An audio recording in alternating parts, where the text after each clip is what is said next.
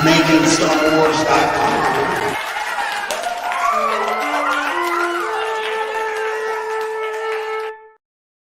Hello, YouTube.com. I'm Jason Ward from MakingStarWars.net, and that's Rob. What's up?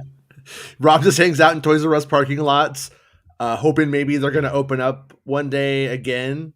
Maybe. Where else would I be come Celebration merch day, right? Okay, this is where you gotta, this is where you go, right? To get all the Celebration merch. Lights are on, you know? Why is my light like this candlelight thing? What's going on here? I just noticed that right now. You're super red, huh? Yeah, it's like, there we go. Yeah, Better you're look. like Batman But, red. You know? Batman red, yeah. Yeah. But today we're going to talk about who is in the Kenobi series and who's not. And this is, of course, to the best of my knowledge, your knowledge, but best of my knowledge based off of what sources have told me. Oh, I only have 10 minutes, right? Gotta get to it. Sorry. Speed it up. Speed it up. I like how we let one commenter get in our head and he's like defining the whole show now and everything. Did you read my reply? Yeah, that was a little epic. That's how I write. I'm a guy who was born with Yonan Vasquez as my second favorite writer of all time, you know, so it's in there. to let people in on it and not to pick on the person necessarily. This one guy's just like, hey, like, can you just make 10-minute videos? And I'm like, well, you know, if you watch like the first 10 minutes of the show, essentially you'll get that news there. And then he's like, okay. And then, but the next show, there was no news that day. So it was like an opinion show. And then he's like, I watched the first 10 minutes. I didn't get anything out of that. It's like the topic was on there, bud. And then I agree with him. I watched the show for 90 minutes and I agree there's very little content. And then I elaborate. You know? And then you elaborate. So if you guys want, go dig in the comments, search around. It's a little scavenger hunt. Yeah. It'll be entertaining. So we're back on StreamYard, which is like a better service for us. And right now, they have this feature where you could use slideshows. So what I did was, for the topic of the day, I made a slideshow. I didn't spend any time on it. It was like, you know how like when you're in college or something and you're supposed to like make like a PowerPoint presentation and you didn't read that part and then you realize like 90 minutes before class you're supposed to do it. Well, that's what this is, because I just had a list of names and I had to go through and just plug everything in real quick. So hopefully I'll get it looking better. But I like it so far, so we're gonna try the slideshow feature today and see what happens. And you said it, Levin. Okay, so who's in it? I don't know. I don't know. No, actually, we do. We do. Okay, so Jar Binks, he's not in it.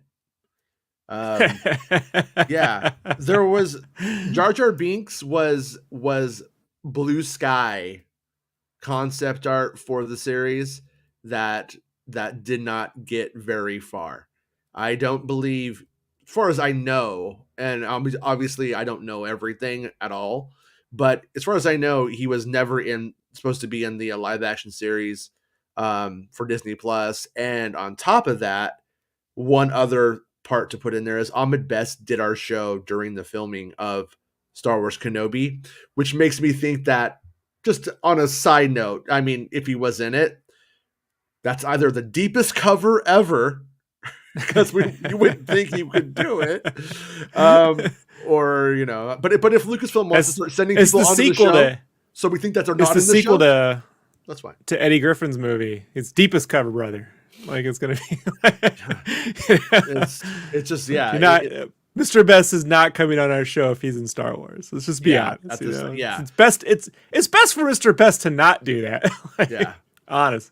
Yeah, I would love to have seen Jar Jar in the series. I would love for them to pick Jar Jar up and let Ahmed Best get a win with Jar Jar, though. That's what I want. And a part of me still can't believe they're not doing that, because catching up with Jar Jar and Jar Jar doing something in this show, because he was supposed to, like, you could just tell by the design of the early prequels, he was supposed to do something very important later on that led to, you know, he was the fool who accidentally got things under control for them. But you could tell it was going to end up being like he saved Luke and Leia. He was the one who delivered them to Belle and Brew or something. Like there was something in the original. No. You're getting ahead of yourself. You're getting ahead of yourself here because you're seeing what Jar Jar became and what the backlash was. We're talking about when it was just concept art. He's this new alien and he's from this planet, and even like then, he's going to be the new Chewbacca. He was supposed to be the new Chewbacca. I know. And so they could do it for him. It's not too late. I don't. They could have had Jar Jar in this show once again, stopping the Inquisitors from figuring something out. They could have redeemed Jar Jar and made him, because right now all Jar Jar's done is in the end is he saved the day in the first one, and then he gave like emergency powers to Palpatine, and totally was just a shithead in terms of the character's He became outcome. the Tucker Carlson of. Well, he didn't go that far. Come on. he we don't know. Like, the Clone Wars showed us a whole bunch of shit we didn't know happened. That could have happened too. Well, he gets a girlfriend, Julia. Yeah, he makes out with her. He gives her a big smooch. He gives her a big smooch on her. She's not a Gungan. I think she's like a duck person or something though. But yeah. So there's no Jar Jar. I accept Jar Jar Binks in a DuckTales adventure. Mm-hmm. This I accept. Yeah. But I mean, Jar Jar post prequels would be a chance to like change the character. It's who I think Taika Waititi's suited to fix. Mm-hmm. You know? So when it's like Taika's doing a Ben-Hur movie, I'm like, no, Taika should be working out how to fix Jar Jar. That's the dude. Yeah. That's the dude. No, I don't disagree there. You know, and maybe in the future that could happen on an episode of something. Jar Jar Her, right? Yeah. Like and Ben to be clear, Binks. When I say fix, yeah, Ben Binks. When I say fix, I mean evolve the character. Like Jar Jar during the Republic and Jar Jar during the Age of Imperialism, who's seen some shit, could be two different guys. And he could still what be I mean by clown. Fix. He could still be the clown in the Aftermath book and not step on any toes. What I mean by fix, and I think all of you out there, whether you're like Jar Jar, hate Jar Jar, can all agree. What I mean by fix is the public at large gives Ahmed Best a fucking clap and a pat on the back. The thing that needs to be fixed is Ahmed Best needs to get recognition. You know, Mm-hmm. Yeah. You know, and to do that, you got to give him a role that leaves people with the feels. You know, give him a win. And that's the one, you know. So Patrick, that's exactly what we're talking about from 2019 was the blue sky concept art, buddy. Sorry, I didn't mean to cut you off. But I do like the fact that Jar Jar also changed his name to Ben. I mean, he's a Ben Binks. He's a no Jar Jar. Yeah, he's a Ben Binks. Ben Binks. Everybody's just name is Ben. Everybody's name is Ben. Yeah. I'm Ben Organa. Tarples? I'm Ben Organa, and I'm in the rebellion. It's not. He's a Ben. Ben Bibbles. Yeah. Yeah. All right. Who's next? I'm the Bendalorian. Oh, Shut up, Boba. Totally in it. Totally in it. Yeah. Look at that look. Look at that look. That's his Rogue One. Fuck yeah, I'm Bell Organa look. That's when he said, "Bell's back, baby."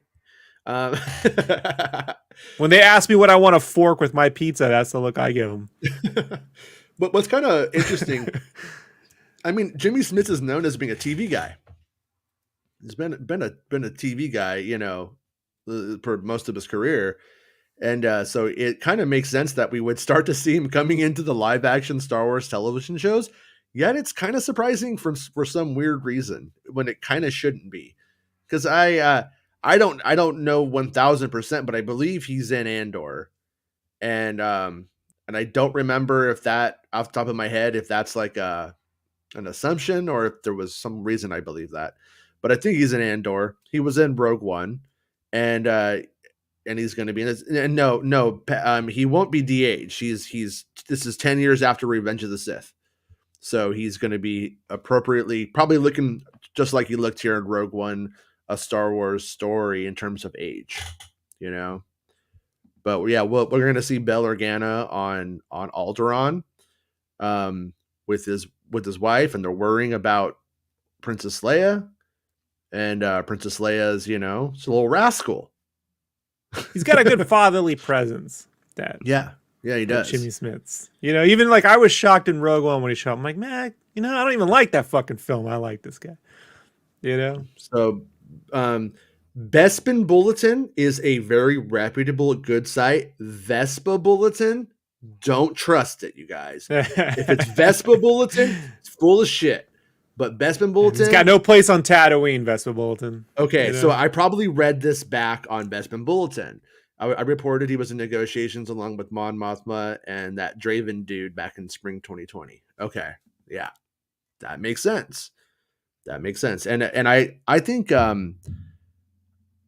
going to see, like I said, I think we're going to be seeing a lot of Bail Organa in the eras that he can be in the future.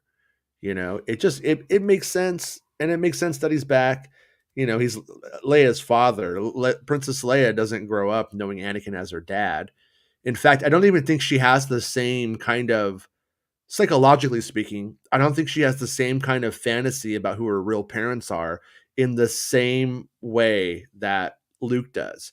Because Luke has an uncle who's in over his head, stressed out about Luke being discovered and the responsibility that's on his shoulders. And I'm sure he's a loving person too, Luke. At times, I don't think he's like abusive like the Dursleys in Harry Potter. He's not making Luke live under a couch or something, but but he's but he's definitely not giving him like fatherly affection, and you know, he's treating him like a farmhand from what we can see in A New Hope, more than as a loving son, you know. And so anyways, Bail Organa, we're gonna see, is kind of a good dad, but I guess it's pretty easy when you married rich, because he did. He's a total gold digger. All right. So and then that brings us to Breha, totally in it. Um, I am 99% sure that this original actress from Revenge of the Sith is not in it. And if you look at the cast list, you could probably ascertain who she is. Illuminati back in the day had a casting out for a Latinx actor, and I believe that is the person you could see who has clearly been cast in the cast list is probably her. But I don't want to go out and say that it's that person, because then people will say it, just like they're saying, you know, even though there was a trailer tomorrow with caveats, none of the caveats are ever shared, just what we heard. All right. This guy. So this guy, it pains me a little bit to think, because, you know, there was a time when we thought Nanjiani may be him. Kamal Nanjiani, I believe that's how you pronounce his name. I apologize if I'm saying it wrong. You guys could correct me if I am in the chat, please. But Quinlan Vos, Kamal would have been a great Quinlan, and he's all ripped now and shit, ready to fight people on the street, like with those muscles, with those pectorials. And I've been told, nah, man, it's not him. He's not the dude Jedi. And if you watch the Clone Wars, they ended up basing Quinlan off of the dude from The Big Lebowski, and the rapport between him and Kenobi So is weird. it's fucking great. Yeah, it's ridiculous. It's really good It's though. weird because he fights. I mean, I just don't see the dude. If they bounce him off Walter, I'd get it. You know, Yeah, dude's not. I mean, that dude is. I mean, that dude. That dude's like a cross between Encino Man and Aquaman. You mhm. know, like. It makes All sense right. though, because the dude is kind of like given up on material wealth and possessions in some ways. He's not all the Okay. way there. He's not totally zen, but he's pretty fucking close. So in reality, if there was a force, I believe the dude would have discovered it. I believe in him. If that makes sense. But Nice marmot. You know. yeah. But I also think, okay, I can block that user. You got blocked. Um I believe that was spam. Um anyways, yeah. I know, right? Kitster being or Kamel being Kitster would have been. So let me ask guys, because I am dumb. Is his name pronounced Kamel or Kamal? Like, do you say it like Mail, like male Kamal or Kamal? I don't really know.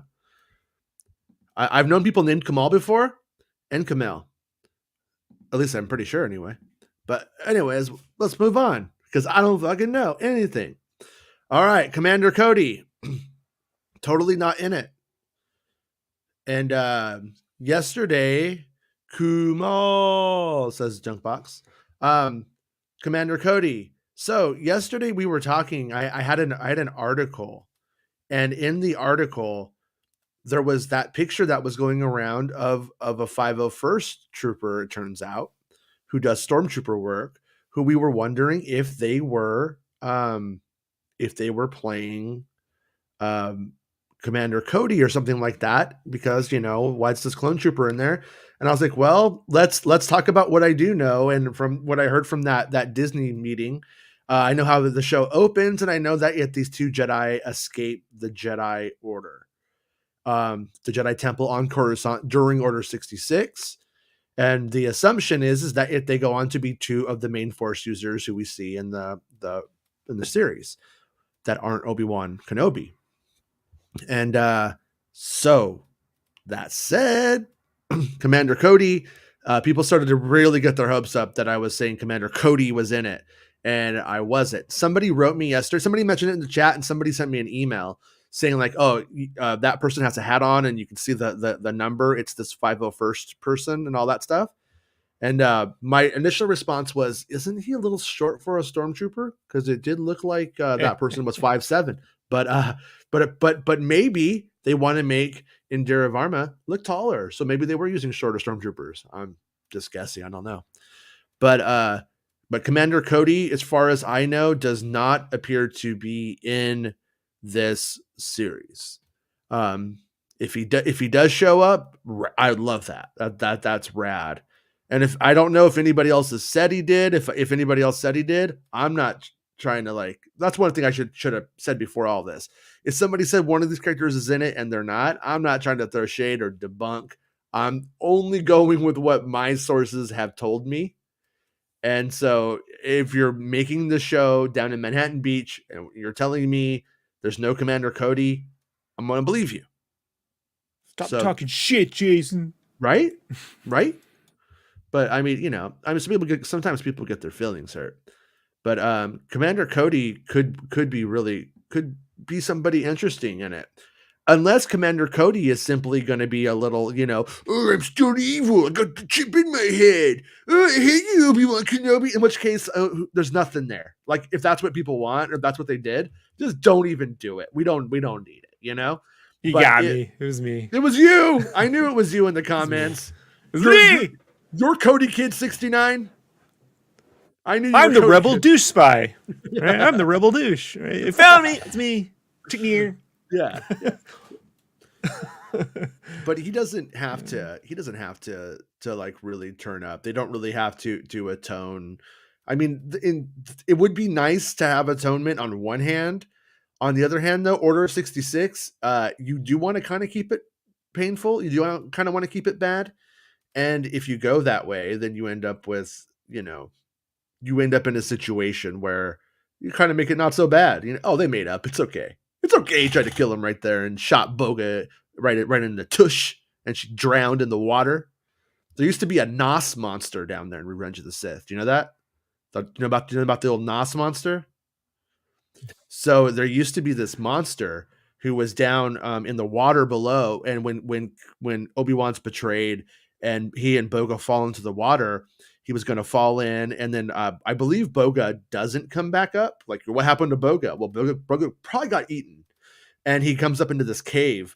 And I believe we saw some of the pictures of the cave on the old Star Wars hyperspace subscription service that I paid $20 for. I'm still salty about it because it wasn't worth it. No, I had a good time. I had a good time for that summer. I had a good time. I got asthma that summer. I've always had asthma, but there was these fires, and I actually had asthma and couldn't breathe, and I was just kind of like stuck at my computer, like, oh, I can't breathe. What's going on? And then so I just had a really good time. Oh, Guy Landon, you spammer, you're blocked. You're blocked. Bye. All right. So anyways, though, so I had a good time with it. But anyways, so there's this monster, and he ends up Obi-Wan has to fight the monster. It was like kind of like George Lucas's last little monster fight he was going to put in a movie, but it was cut, and it was never. We're gonna name the monster Michael, but apparently, Michael. Yeah, apparently that was taken. He's all, I'm gonna cut Nos and I'm gonna cut Vos. I'm cutting Vos and I'm cutting Nos. No more. Vos, by the way, which we didn't talk about too, was in Revenge of the Sith, was added on top of a tank and was going to be shot on top of this while commanding these tanks during the Order 66 battle. And George was like, I like this guy. I want to put this guy in the live action television series. Let's save him. So then they ended up pulling him. Then he was like, you know what? This live action television series is taking too long. Let's introduce him in the Star Wars: The Clone Wars, along with the Pikes, who are going to be in that show too. And then obviously Star Wars Underworld became a show that doesn't exist and a shitty website. And then after that, we ended up with nothing. We had the Pikes and Obi-Wan and Boba Fett, and kind of didn't live up to the hype. They're also in Solo: A Star Wars Story. They're kind of cooler there. And then, so yeah, Commander Cody, a lot going on there. Oh yeah, and I wanted to ask, he's all, what is Vespa Bulletin? Nobody explained this to me. It was just some shit that came out of my mouth, man. It's nothing. It wasn't like a slide or anything like that, or like you. It was just me mispronouncing the name on purpose because I'm an idiot. I promise. Favreau wanted to do his own spoilers, and it didn't go very well. No. Yeah, you know Favreau and his spoilers. Mm-hmm. All right, so Emperor Palpatine, Palpatine, Hey, look at his name though. His name is Emperor Pal. You know, like you think like, oh, Pal. That sounds like a good guy. Like George Lucas usually names stuff. You know, like Greedo's greedy. Oh, Emperor Pal. He's your pal. What? Oh no, it's a trick, deception, lies. Totally not in it though, guys. So that there was that comment from Ian McDermott where he was like doing an interview with some like stage play magazine. I don't remember what it was now. Some UK actors publication or something, probably, if I remember right. And in it, he's like, "Oh, you never know. Like I could be back." My opinion, he didn't realize it was a limited series, so he thought like, "Oh, they're probably going to bring me back into that one day," thinking that there would be like a season 2, season 3, 4, 5, 6, 7, 8, 9. But no, it's a limited series. And so I don't think so. Oh, yeah. And while we're on it, I keep getting messages about Obi-Wan being in Andor. And I asked a friend who worked on Andor if Obi-Wan's in it. They said, to the best of my knowledge, there's no Obi-Wan Kenobi in that show. So, and I think I heard on Bespin Bulletin's podcast, the Bob podcast. It's a Bob's Big Boy podcast. Talks all about the big boy. But check out the podcast, Bob. It's I used to get the spaghetti. Yeah, chili spaghetti. Chili spaghetti was my jam. Actually, it was chili spaghetti was fucking bombed. Yeah. Oh yeah. Yeah. It's probably fucking horrible, but I loved it. It's still good. Actually, the last time I had it, no shit. This is not a lie. This really happened. I'm sitting here and I'm eating my fucking chili spaghetti. I look over to the right. I'm at the big boy down near Burbank. Look over, and sitting in the booth right next to me is Dave Filoni and Sam Witwer. And I'm like eating, and I give them like one of these. I'm eating my spaghetti. And then they just keep talking about Maul coming to Star Wars Rebels. I'm like, it was not me doing. We gotta do a Larry David style show featuring you called Scoops. Yeah, I mean that's the show, man. Like we just open it up with that, you know. So it's like It's like you get this Tarantino like conversation between Filoni and Whitmer about Star Wars, but you're just like eating a chili spaghetti. You know? Yeah. You know? Yeah. I'm just like fun. yeah. You know, trying to get your maraschino cherries out of your soda, you know, because you got the cherry. Yeah. I was sitting there and I was like eating and I was like, would it be funny if I went and bought one of those big boy banks and got them both to sign it right now? Nah. I'm just gonna keep eating this chili spaghetti. Don't blow the cover, man. Yeah. Yeah. I've had people at Lucasfilm, like in the PR department, when they start going, they like do their little calls. They start doing that to me, and then they're like, "You like hide out and you listen to what we're saying," and I'm like, "No, I actually don't. Like, you guys came and sat next to me. You literally drive down the street and just run into Ewan McGregor. It's like, what do you want me to do? I can't help it. We live in the Matrix. You know, I mean, reality is not real. Like, maybe I like to think that proves that the Force is real. That the Force is, since they have all this stuff based around keeping out of Star Wars spoilers, the Force has to create someone who's just naturally made to penetrate that. Like just get around it. Maybe I should go into spy work. You know what I mean? Maybe I should just be like, what's Russia doing? What's Russia doing? And then I'll just be like, I'll go to the big boy, and there will be some spies there, and I'll be like, oh, hey, there's too much work. If you could just drive down the street and bump into Putin, then I get it. But I mean, like, yeah, no, I mean, maybe they'll just fly me around. You know, they're like, hey, just live a nonstop vacation, and I'll go to the big boy in Russia, and Putin will just be there, and he'll be like, I am considering attacking Ukraine. I'll be like, oh shit. Oh shit! Oh shit! Oh shit! Look, let me get you some chili spaghetti and rethink this. I gotta tell you guys something. Palpatine's not in this Kenobi show. Dave Filoni's in Russia too. I don't know why. And also, I don't know if it's Putin or Dave Filoni, but someone's attacking Ukraine. I think it's Filoni, but it could be Putin. I was chomping. But Cody's definitely not in this, or he's not in the show. Fuck, I'm fucked. I'm confused. Cold War Cody, not in it. But yeah. Which one was the military information? Which one's the Star Wars? Spoil. I can just see that guy writing it down and getting it confused. Shit, I got the fucking notebooks. Like, which one is it?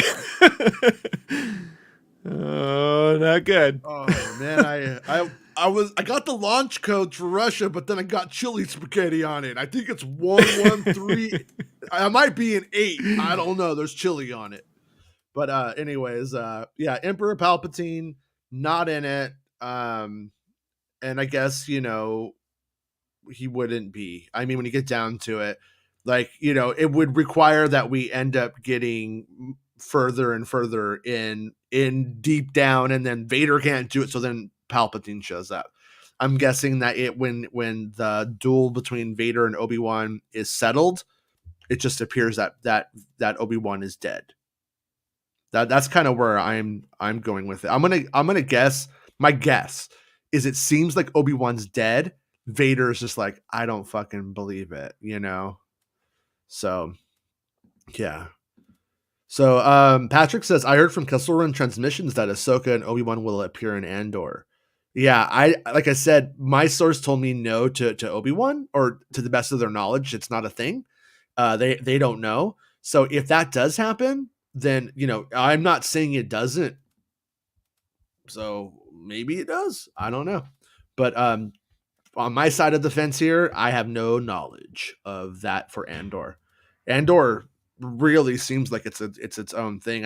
I believe I heard it on the Bob podcast. You know, it's like a spy versus spy thing. So I don't really. I was thinking about that. I was like, how would that versus spy? Yeah, you know, but how would that even, like, you know what I mean, work with Kenobi? You know what I mean? So Princess Leia Organa. I read so many spy versus spies ones because my uncles had that rec room that they hadn't touched since 75, right before I was born, 77.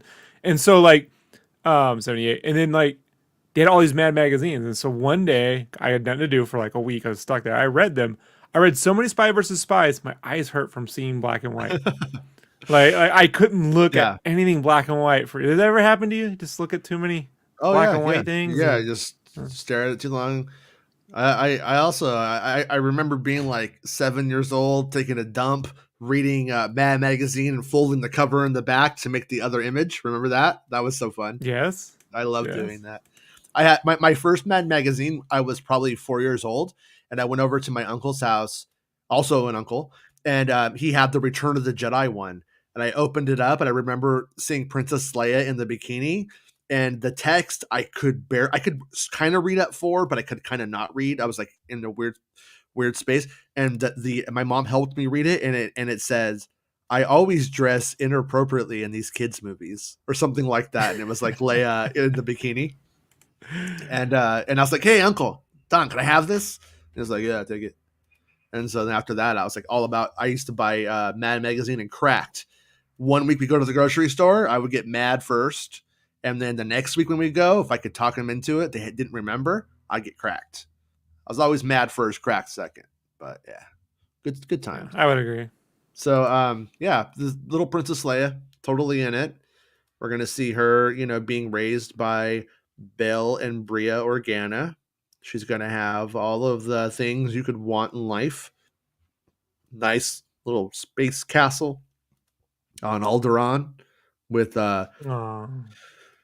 all kinds of gadgets to help her with her, with her senatorial studies that she's starting or something like that. I can't remember exactly how that all worked out, but she's in like some special program for school, and but the parents are worried about her. They know, they're like, ooh, there's there's trouble afoot.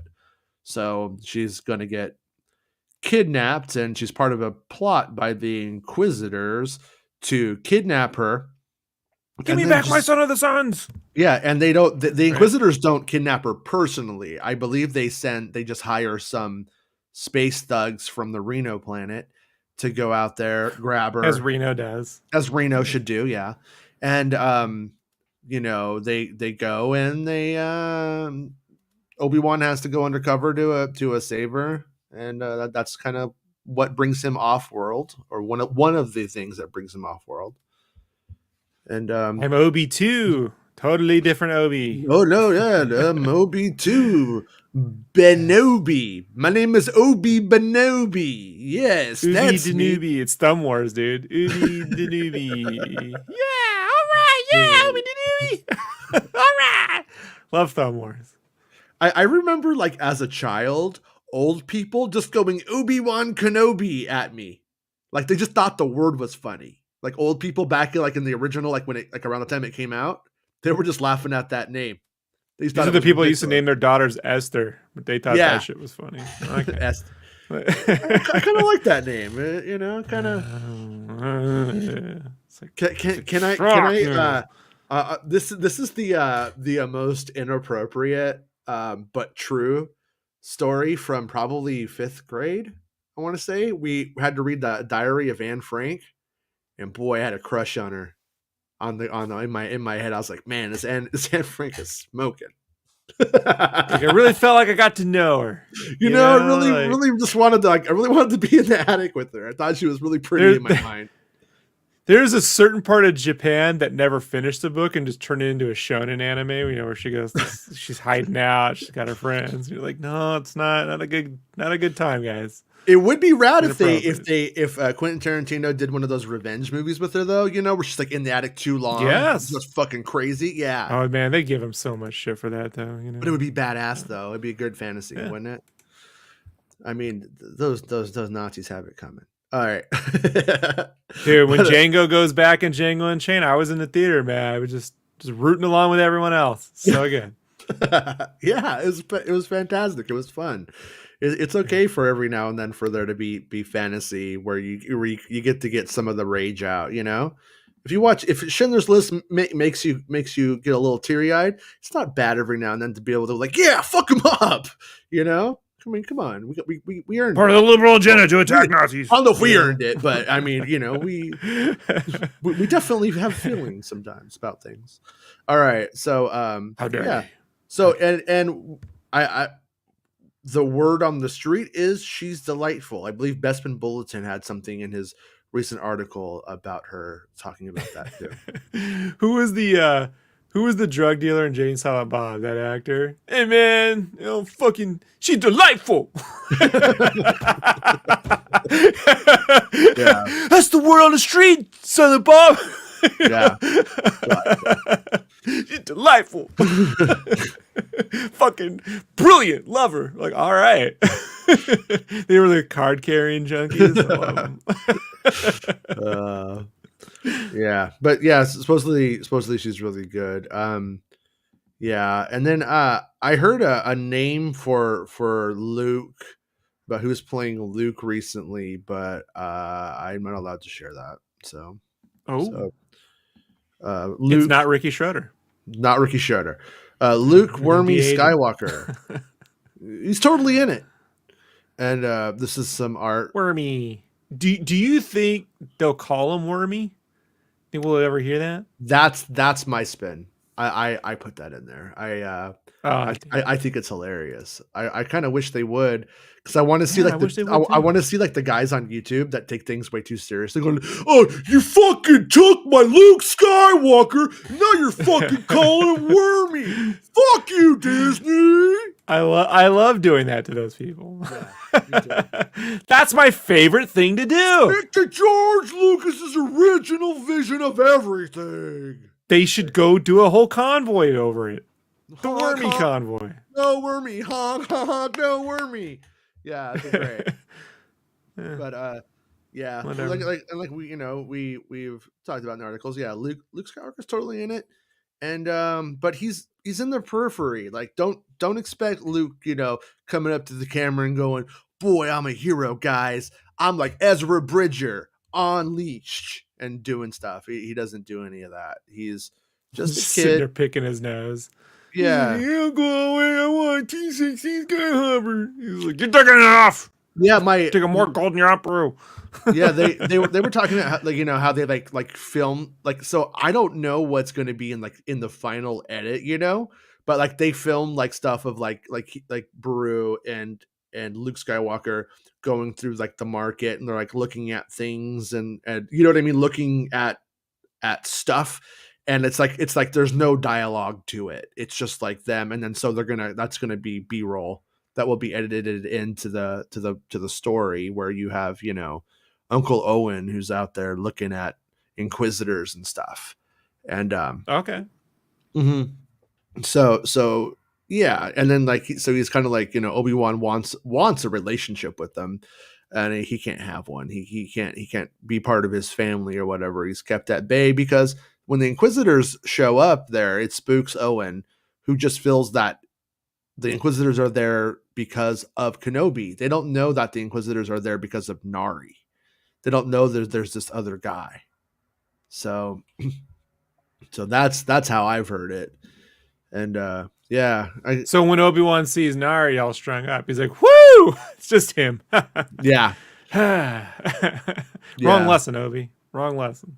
Yeah, and it would be. I mean, I'm kind of curious if they may put the Mark Hamill kid face.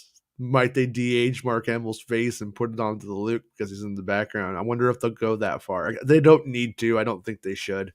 But but a part of me just goes like, that would be weird. I wonder if they would do that.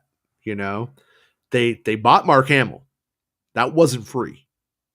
You can't just go start making Mark Hamills in your house. You got to buy that shit. You got to be like, Mark Hamill, we'll give you $350. And Mark Hamill's like, $350? All right. So that's how it goes. And but yeah, little Luke Skywalker, we're gonna see him, and I think that's good. And I'm glad that we have like Luke at the distance though, far away, because sometimes little kids, in the way that they're written and portrayed, are not only not realistic, but it's grating. It's like I don't know anything about, I don't know what the familial situation is of the people making this show, all in all, but it is pretty funny when you see somebody who doesn't have kids try to write kids like, oh, me a little Jedi and we confused. like they just like make them complete morons, and like whereas the little kids are more like glaring at you, going, "What?" In reality. I'm not a parent, so I can say it for you, Jason. Kids are fucking annoying. You got to write them like charming fucking people, Yeah, and But then they start don't. saying that shit, and they're the wings of Iago, or like, even what's an annoying Jurassic kid not in World. the Star Wars? Jurassic World. That Like that kid I didn't with the see bowl it. cut. So Give that kid you give the Skywalker that bowl cut. It's I'm gonna tell the Inquisitors right where he's at. I'm gonna be like, listen, Inquisitors, got a scoop for you. Luke's with his aunt and uncle. He's a Jedi. He's the son of the chosen one. You need to cut his hair right now. Because I don't understand. It's like, in Full House, they just started putting kids like in the background, like Full House with bowl cuts. Like and then you see like I take my kids to school every day and I never see that fucking bowl cut on a kid. But in TV and Disney shows, these kids show up with these fucking bowl cuts. And I'll tell you, they need to be beat. Okay. Padme Amidala. Totally not sure. I don't think she's in it. Every sign is pointing to her not being in it.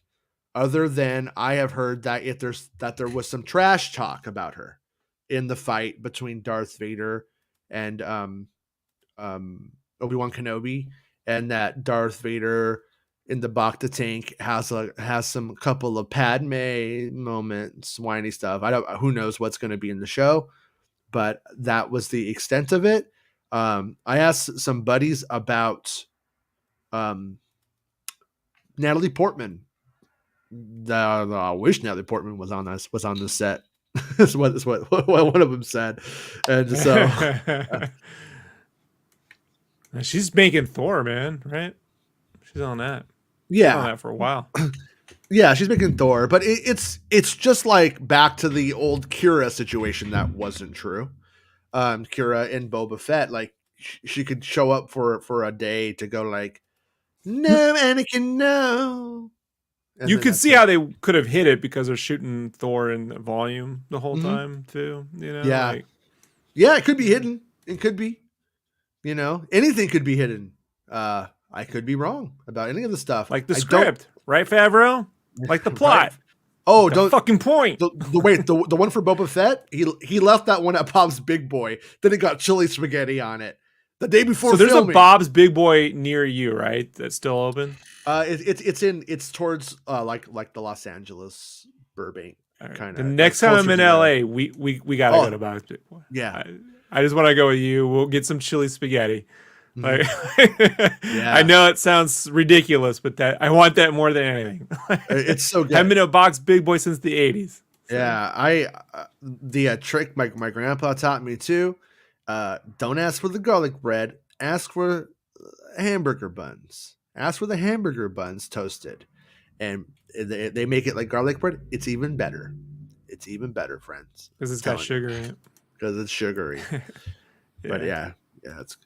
My grandpa was this like super fit, World War II vet who retired and then painted houses. So he's like always he's like eating spaghetti and shit. And I'm just like playing Nintendo, getting fat, eating with him. Because he's outside fucking burning calories every fucking day. On a ladder and shit. And I'm just like, and you're like, hey man, I climbed a lot of walls in Ninja Gaiden. Hey man, you ever try to jump on Birdo's egg and throw it back at her? It's hard. Worked up a sweat. Yeah. Yeah, meat sweat. Yeah, Natalie Portman. I hope I'm wrong, and that she ends up being in it. Oh, Rick Jones, good thing. Do you have it now? Is the question, Rick? Because if you have it now, we will hunt you. We'll hunt you, and we will find you. Okay, what is next? Okay, Qui-Gon Jinn. He's totally in it, dude. And Bespin Bulletin was hearing that he was in it, and then I got confirmation, totally in it, Liam Neeson in it, and then Bespin Bulletin comes with the mother of the scoops on this one, and that's that it. Yeah, he's live action. He's not a wisp. He's not a voice. It's not voiceover work, and he is completely in it. And that was one of the hard things with the sequel trilogy I've talked about in the past. in the sequel trilogy, you had that thing where Rey and Kylo would connect to each other, and they would have Kylo, even though he wasn't in the scene, they'd have him off camera doing the scene with her sometimes. So you would think, oh, he does go to Skellig Michael, whatever the fuck it was. They might have him do that. You know what I mean? And no, but he wasn't actually there. You know, like for the hut explosion and stuff like that. You're like, oh, it seems like he's there. So I've always been very cautious about characters when it could be VO work and when it might not be. So I was like really sitting on my hands, but thankfully Bespin Bulletin got the confirmation on that. So good job, Bespin Bulletin. Unlike Vespa Bulletin, who said he's not even in it because Liam Neeson pissed his pants and died. That's not even true. Paycheck. Thanks, Bob Paycheck. But like always, there's a little bit of truth to it. He did piss his pants a little bit, but he didn't die. So that's why I read Bespin Bulletin, not Vespa Bulletin. Ahsoka Tano. I definitely pissed my pants. Totally doubt it, man. I totally doubt Ahsoka Tano is in this. No fucking way. You know, I'll tell you that. I don't even know nothing about spoilers. I'm telling you, it's not happening. Well, the thing about it that has made me cautious about proclaiming anything 1000% one way or the other is the idea that, you know, we have flashbacks with Anakin and Kenobi, and they honestly, I'm not saying they're doing this, and I'm not saying anybody should get their hopes up. They have enough like B-roll shot of Ahsoka at this point from the shows that they've done that they could easily add her into the background of any of these moments if they just on a whim decided that would be great, and she wouldn't even know she was in it. I mean, I'm saying like they could, like George Lucas style, you know, how Hayden didn't even know he was a Force ghost that one time, stuff like that. They could completely like do things like that, and you would never know. By the way, he did shoot for the Force Ghost. He just didn't know he was shooting the Force Ghost moment. But so kind of a bad example. But anyways, yeah. So Ahsoka being in it for the flashback does. I hope we don't have any flashback does. But yeah, and that's where I was a little bit like with Cody when people were saying Cody's in it. I was like, well, what if he just is in the background of one of those? And, you know, what if a licensor got, you know what I mean? Like the okay to make an Ahsoka figure for it because, and they're like, oh, we'll just put Cody in the back. Like, or you know, how there's that moment where all the kids are getting attacked in the Jedi Temple, the ones who are escaping at the start of the series. What if Cody's in that shot? You know what I'm saying?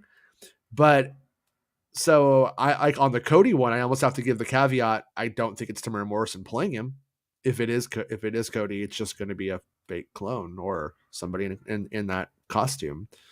So I don't think Cody's in it. Like, and I don't think I don't think Tamara Morrison was playing it, or he has speaking lines and stuff like that. So if he ends up like in the background of a shot in one of the flashbacks or something like that, like, you know, I did my best. Sorry. We should do like a Where's Waldo book, but it's scenes from the whatever. You just gotta find Where's Cody. You know? And it's like, if Ahsoka was going to be in it, couldn't be Rosario Dawson. It would have to be a younger actress. That is true. I think that they would just de-age her like how they did Adam Driver for the flashbacks in The Last Jedi. I think they would probably just take that footage of her and then work that same magic on it, most likely. I think, and I don't think that's as expensive as it used to be. It's pretty. They got it down to some extent, but good point though, for sure. Stay tuned for some Lambhead news, breaking Lambhead news at the end of the show, at least. Darth Maul. I totally doubt it, but maybe, I guess.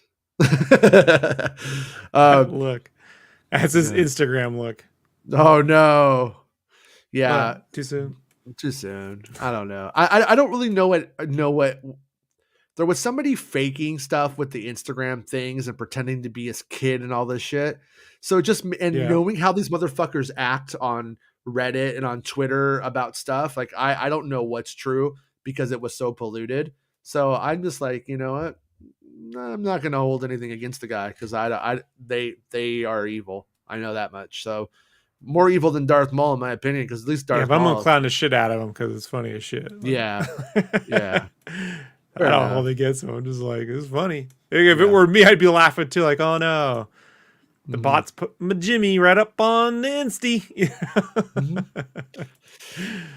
Yeah, but actually, he would just be Maul at this point, and not Darth Maul. If he he is just Maul, not Darth Maul. He's not a Sith Lord anymore. You fucking dork. Fucking damn. And nerds. Oh wow! You know what's pretty funny is I just got word from another source that the trailer is probably tomorrow. Oh, that's fun. That's fun. God damn it, that's what I heard in chat. Are you making up rumors again? Nice is what I wrote back.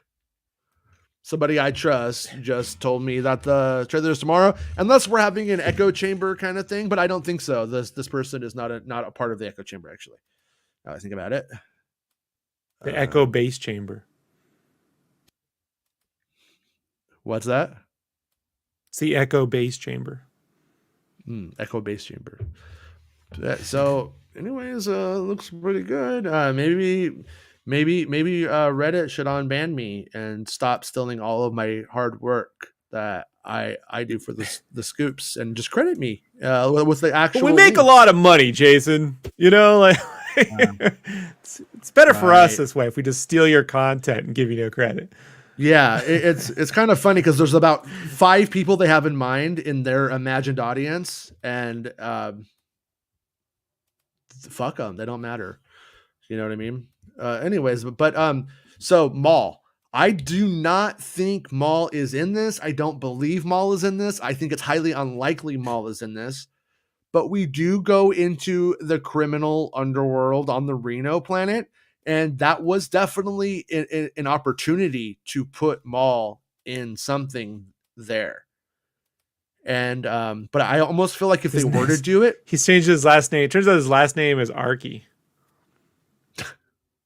Maularkey? Maularkey. Yeah. Maularkey. I just got mowed. From The Simpsons. I was like, do we got a Maularkey here?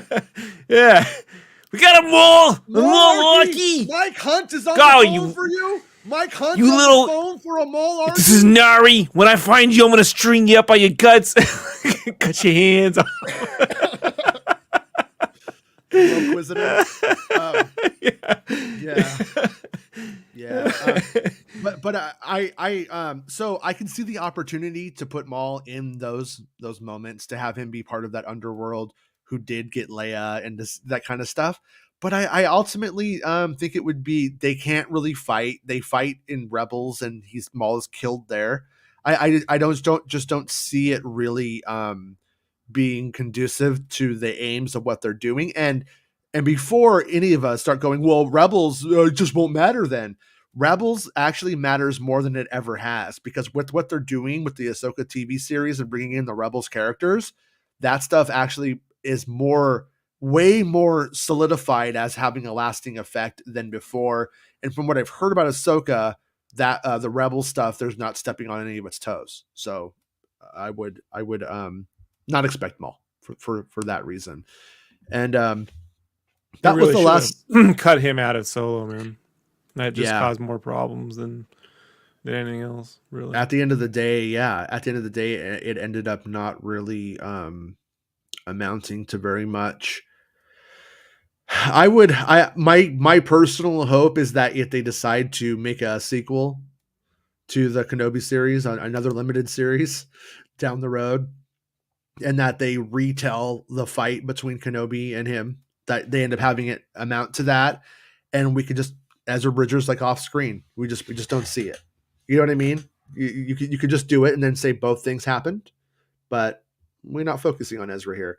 Or gonna throw it out there, they could make it more involved and streamline that story and put Ezra Bridger in it because he will be introduced in Ahsoka. Then when that does happen and he does bring him in there, you could be like, oh, okay. Oh, that guy, huh? Okay. It will be more possible by then, But yeah, but those were like the characters that you like hear about a lot. And what's really actually really weird is I made some slides that aren't in here. Huh, interesting. Maybe it did. Maybe I closed before it saved because there should be like an Owen and a Beru. Oh well.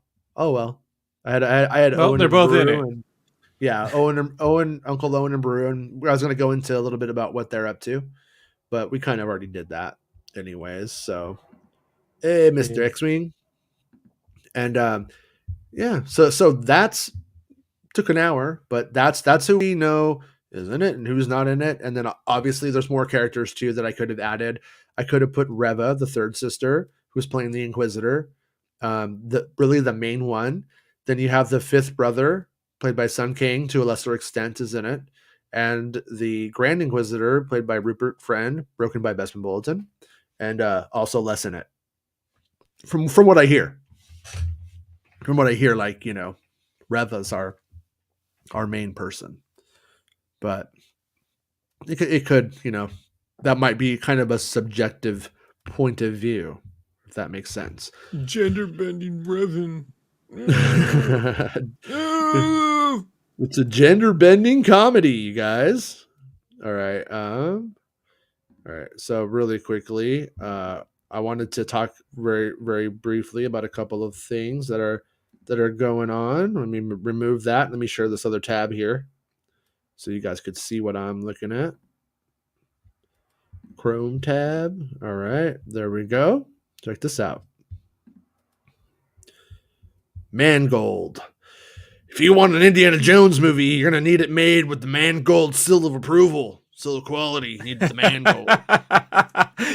I'm making that tonight. The Mangold. I'm taking that Nintendo logo and I'll put Mangold. Mangold says, although I've been cutting while shooting, I officially start editing Indy today. To all those asking about trailers and teasers, steel drops and first looks and other peeks or sneaks, this is the right place to look for info. Just a bit too soon. Be well. He's been at that ever since Umberto fucking dropped that Deadpool with the Logan bit, Oh, really? So, like, Umberto Gonzalez said that they were shooting this Deadpool thing that would be attached to Logan somehow. Yeah. And then Mangold's like, he's not in the film!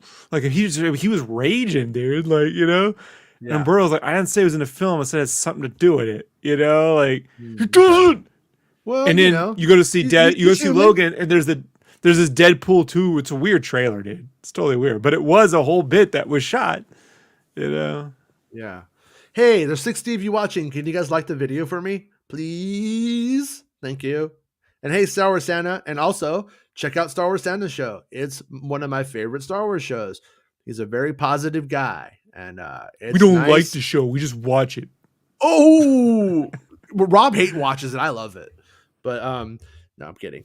It's a fun show. I had a good discussion with him about the production of Star Wars on Monday, and as a true, still nothing more on if the trailer is coming tomorrow. I just got a little message right now during the show from somebody else who I trust that said it looks like the trailer's tomorrow. So, yeah. I got two people saying it for what it's worth. It's gonna be a busy day tomorrow, isn't it? Yeah, and do we have to do that? Do we have to do the show right after it drops? Can we? You don't have to. We have to. Can we just do the show at the normal time and talk about the trailer? Because who knows when's it gonna drop is the question. I don't even know when it's gonna drop. But yeah, we'll. I mean, if it drops after the show, then I'm willing to be like, I'll come on, or if I miss it, then whatever. I mean, people like it when you talk about this shit without anybody too, so there's always a benefit to that. I just don't want to be. I'll talk about it 3 fucking times tomorrow. I'm talking about 4 Yeah, times. I just don't want to be in a situation where like we're waiting till fucking 2 a.m. It's up at 2 a.m. Like, how am I getting up at 2 a.m. talking about a trailer?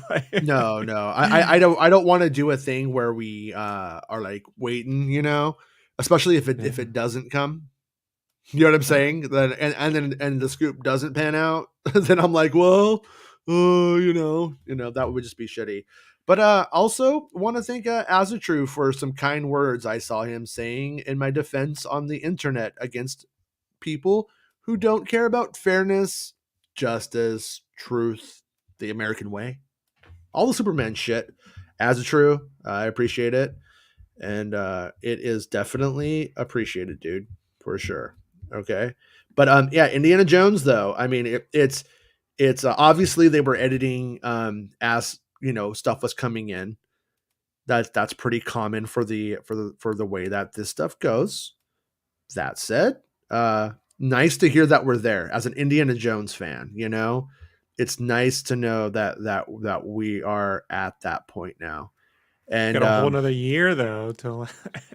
yeah, but I will take so I've waited so long my whole life for there just to be 5 Indiana Jones movies, basically. So I'm okay with this last year. Just knowing that it's going to happen is so much better than just being sure, like, I'll take it. Yeah, and in a strange way too, I think it's really good that they have this much time for it. If something is truly off, they should be able to fix it. If something is wrong, if there's something that is fundamentally broken about it, if and chilled monkey's brains. Yeah, and if the edit, you know, I mean, I guess you can overdo something. You can, I know with music, you can overproduce a song. You could do it so far that it loses some of its magic at times. That does happen. When they add that like chorus of like people foot stomping, oh no, you know that stuff they like to do now. Yeah, yeah. What is that? What is that? What do they call that? I don't listen to any bands who, number one, dress like they're from the Gold Rush. That's a rule of mine. The other rule is if you what it's for people. What's with the group of them like in an opera house sound? What is that? Well, I also don't listen to any music that sounds like it's for a campfire at camp. That's fucking weird. Your band sounds like you're trying to molest Boy Scouts or something. To be fair, any Primus song could be sang at campfires though. No, Primus is fucking Jerry was a race car driver. Yeah, that's cool. It's perfect at a campfire. Like I'm talking about I'm talking about like that chanting bullshit, you know? Yeah, the chanting thing, dude. You know what it sounds like? It sounds like someone watched Oh Brother Where Art Thou, the sirens scene, and they're like, let's just keep it going.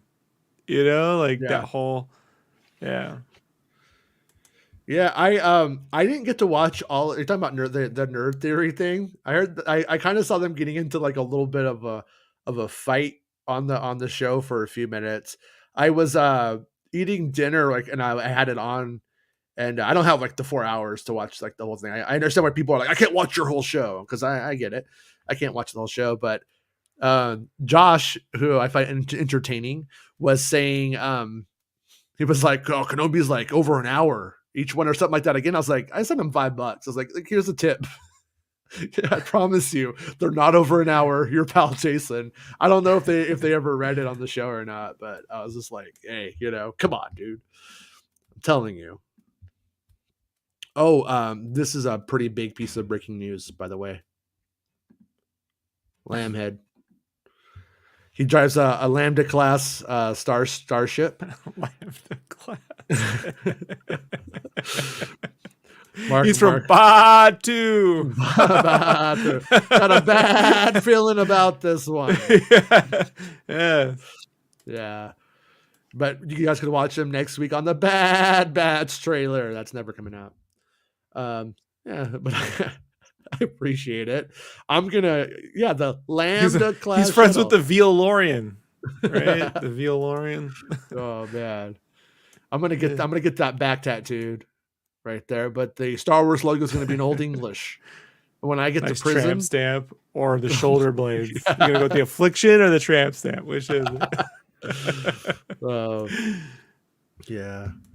Look, you're gonna look really good in a Michael Bay movie either way, right? When you pull that off and it's the tramp stamp, or if you pull it and it's like that, that shot back, low to the ground, looking up. So, Lamb heads here. Star Wars Leaks says there isn't a subreddit policy against mentioning as MSW. That would be silly. It would be, wouldn't it? It would be wouldn't silly. it? Wouldn't it be silly? The only request is not to link directly to their site. This is for a whole host of reasons, not just content contained in their recent defense videos, which have apparently been lost over time by the general public. What are you talking about? Lost over time? Now, you're just moving the goalpost. You said I was banned from your forum for my treatment of young women. And then I cleared my name, and now you've moved the goalpost again. That's just the truth. You move the goalpost again. That's what you keep doing. It's bullshit. How about this? Don't link to me, don't name me, and don't use any of the things that I generate. How about that? Fair enough. How about that? That would be fine with me. What is not fine with me is going, and I'm not the person who wrote the post. I don't think they meant any harm, so not against them. But what's fucked up is you're letting people go and copy lines of every thesis sentence of every paragraph I've done of every scoop and then repost it. So you're just stealing my actual scoops now. You're just stealing my work while shitting on you. While shitting on me and while spreading lies about me, while pushing other agendas. Just don't do it. Just either link to me or I'm dead to you and I don't exist. That would be fine with me. Both would be fine. I mean, we actually deal in absolutes. We're not like the Sith. We are the Sith here. Yeah, we're the Sith. And then this person. You say they're the Sith. They weren't, and they sit in front of Toys R Us. Yeah. Get a real background, Rob. Sit in front of Toys R Us. This person said, I thought MSW was banned. Did everyone just decide the information was too good? I think you're onto something there. Legal Eagle, who by the way, I love this person because this is the best response of all time. Links to his site articles are banned because some on here are morally disgusted with allegation checks notes that were disproved, but not morally disgusted enough to not exploit and restate his work without crediting him. Too long didn't read. Banning exonerated journalist equals good. Giving full credit to exonerated journalist equals bad. Yeah, that is it in a nutshell right there. That is all of it. I mean, that right there. Well, I don't want the truth to be true, so then I'm going to manifest the bullshit. Right? Assholes. Well, here's something for them right here. Webcamschat.com. Hot girls and boys video chat. All right. Sorry. I'm going to block the user. Till the day it happens to them and they're like, everyone needs to believe me. Like, well, I don't know, man. Yeah, exactly. I mean, it's completely, you're just moving the goalpost. You're just taking my work, that, the scoops that I worked hard on, and you're trying to make it so that people don't go and read my site. So I go out of business. So nobody has the leaks. And as I have proven to you, when I don't do it, nobody else does. No one stepped in and did what I do because you just can't. You don't have my relationships. That's just bullshit. Yeah. It's stupid. And most hats off, respect entirely to Bespin Bulletin, who does a fucking fantastic job. And I think that he's the only one who kept it going in my absence. But we're in two different places from two different spaces. It's completely me and Bespin working together is the best situation.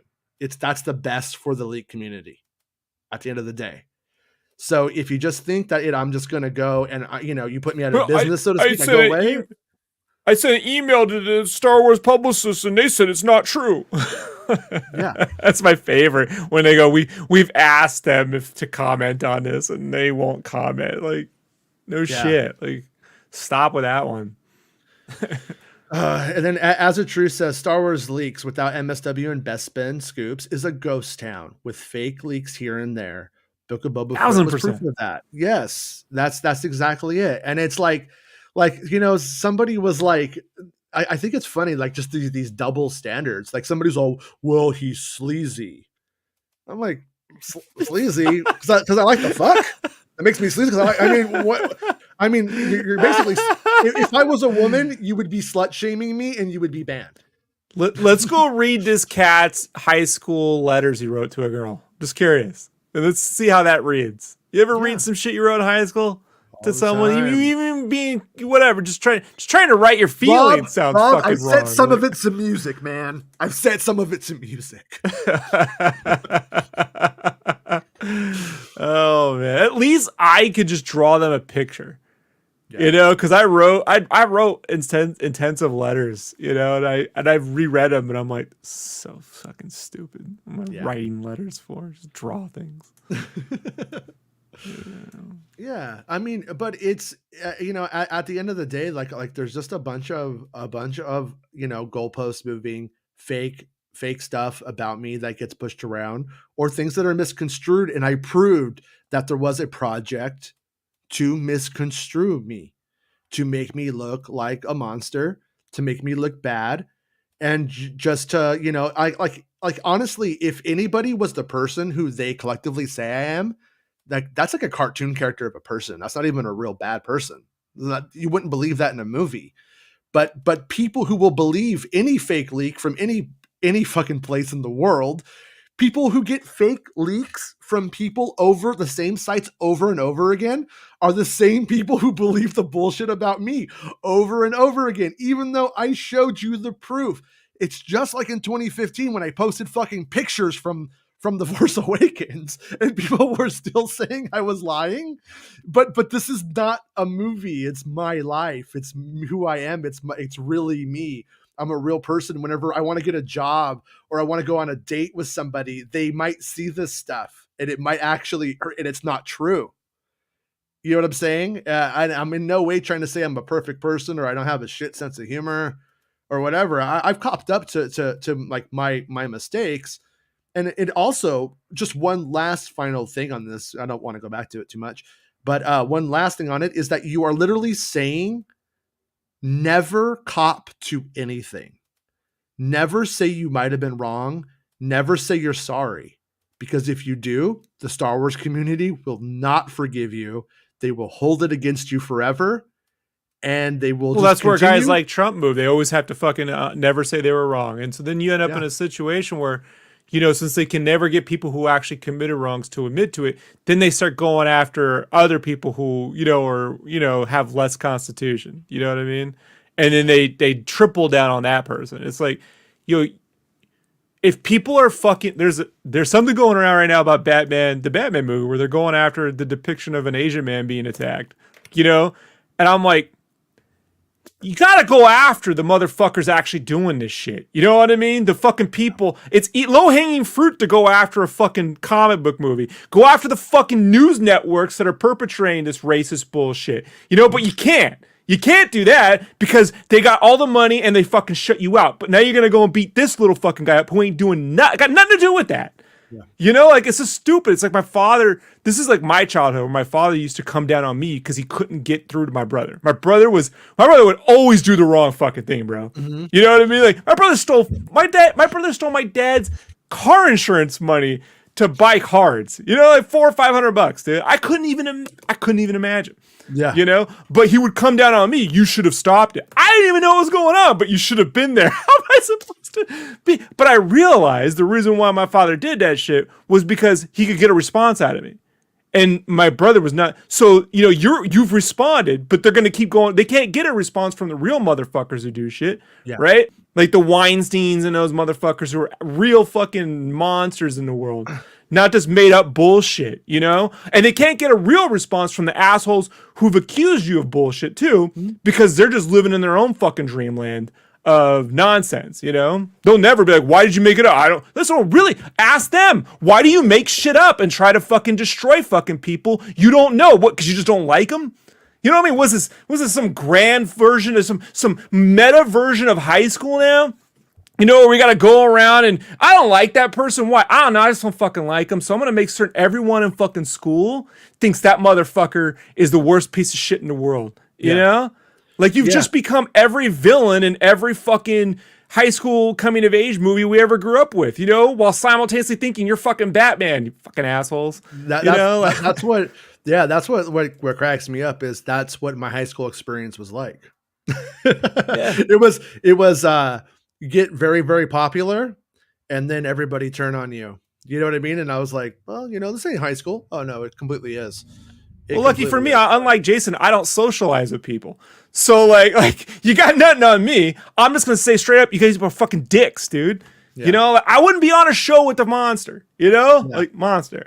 You know, I wouldn't do it, dude. Jason's a fucking cool, straight dude. And it's like someone in the fucking comments was like commenting on your marriage or something. I'm like, stay the fuck out of people's marriages. Who cares if shit goes right or wrong? It's not illegal for people to have good or failed marriages. Actually, I didn't see the fucking business. What did they say? He cheats on his wife. We could have. I'm like, you don't stay the fuck out of it. You don't. Do you know his wife? Do you know them? What's her favorite color? You know what I mean? What she like to do when she comes home and puts her keys on the fucking counter? Where she put them? You don't fucking know these people, so shut the fuck up. Talk about the content. You know what I mean? Talk about the accuracy of the content or the quality of the show, which we all know is, you know, fluctuates. But don't talk about people you don't fucking know, man. Like, they don't know you. I talk to you every day for 7-8 months now. I don't fucking know you. We could go to Bob's Big Boy, right? We could go to Bob's Big Boy. And I could be like, I fucking hate eating with this dude. You could be like, this motherfucker smells like Cheetos. I never thought Rob smelled that whole time like Cheetos. You know?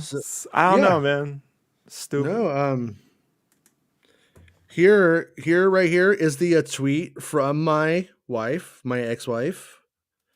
And it says, Jason never cheated on me, and he was not verbally abusive to me. If he was, which he was not, it would be my story to tell. None of the people claiming that he is such a monster have even spoken to me in months. I left because of this. Let me raise my family in peace. Let me heal for fuck's sake. Enjoy your platform, you dog shit monsters. Does that sound like somebody that I abused? If that, you know what I mean? If that was the case, you know what I'm saying? It's no, I was in my marriage, I was into her. I never cheated, didn't need to cheat on her.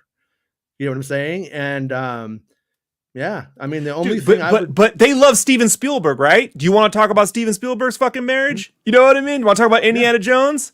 You know, you want to talk about how all that shit went down? You want to talk about Harrison Ford? Fuck 19-year-old Carrie Fisher.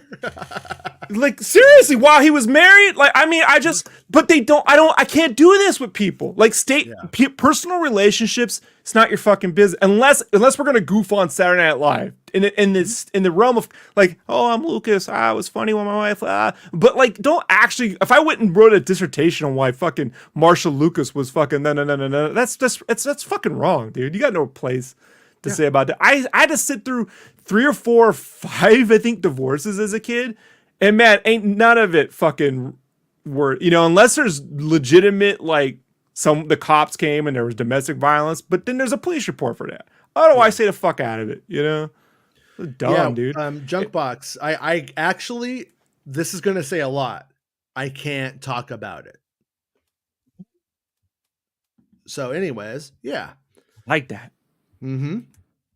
But yeah, so and then let's go back to Star Wars. All right. Let's go back to Star Wars. Horror Nation. Hi, Horror Nation. I would love your name if you were Horror Nation or Horror Nation. I would love both. What do you think about Vader and Kenobi fighting again? I'm okay with it. You know, we have these open-ended lines in A New Hope that made us believe that the Revenge of the Sith fight was the last time because it was the last fight that we saw. I don't think they should keep doing it, but they could literally have them fight 18 more times and the lines in A New Hope still would not be violated. It's a presence I haven't felt since, you know, okay, last week, yesterday, Tuesday, Yeah. 20 years ago, 30 years, I mean, whatever it was. And it's like, so, 10 years ago.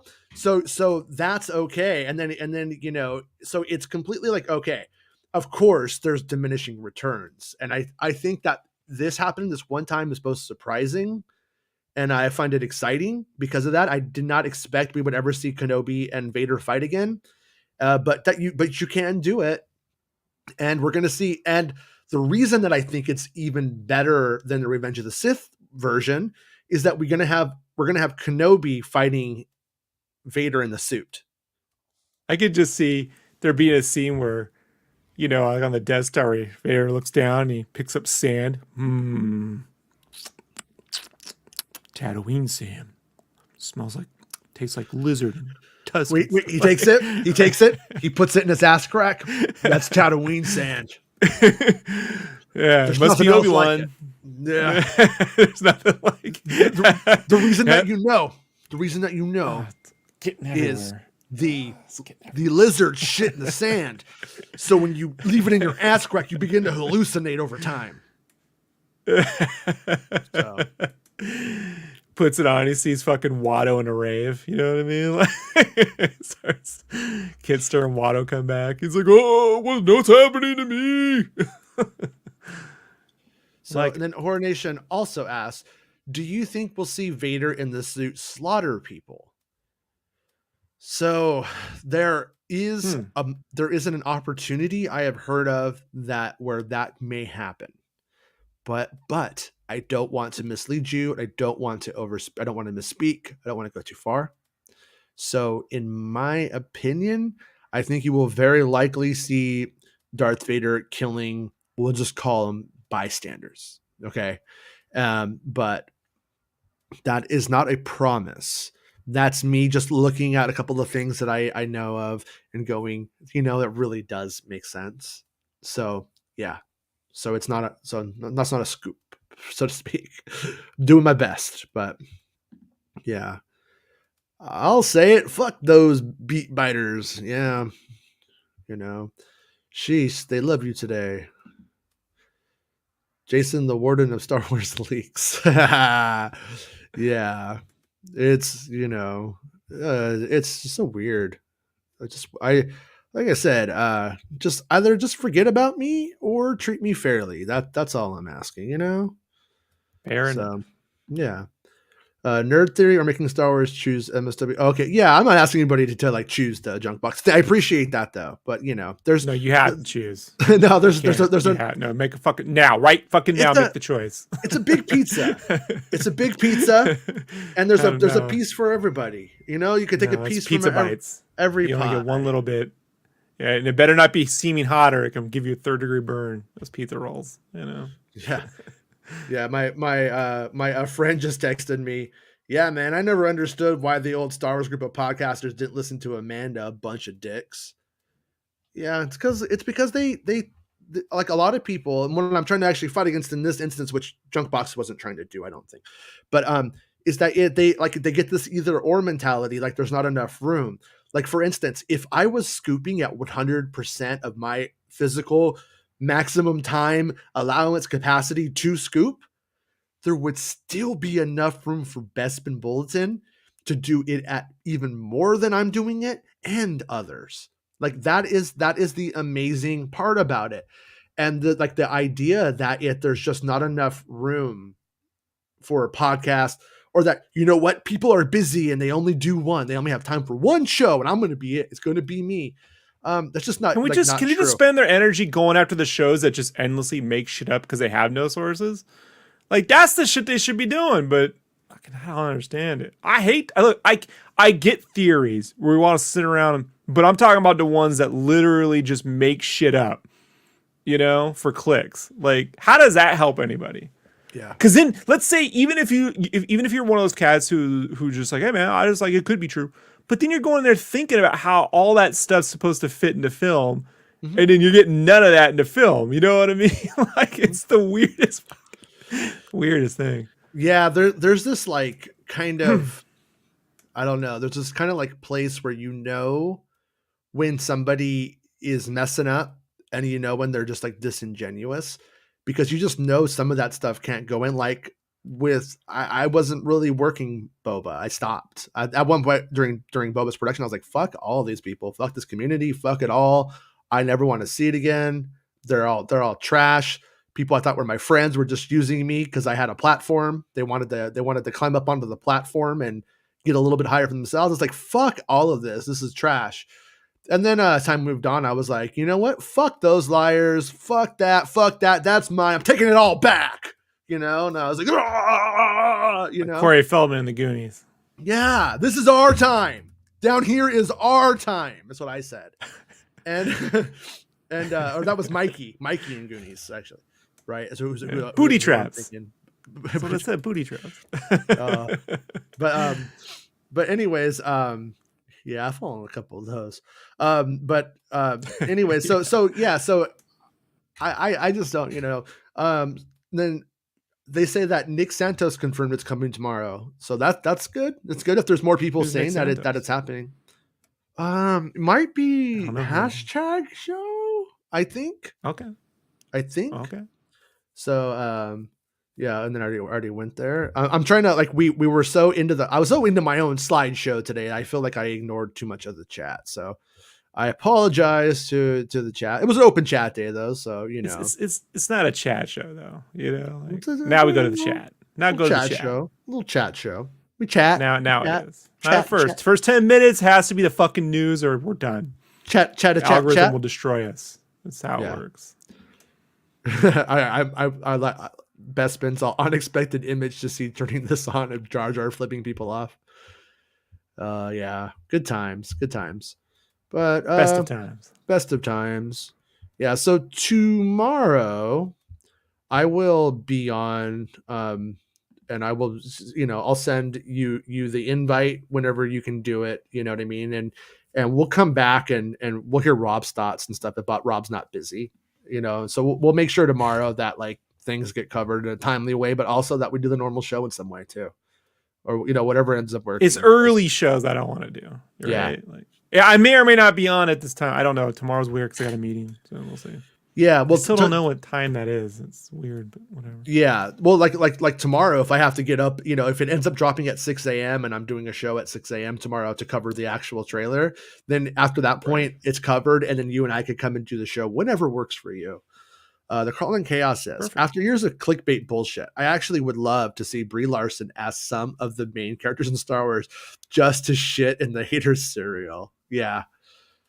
I remember reading what's her name, Shirley Manson from Garbage.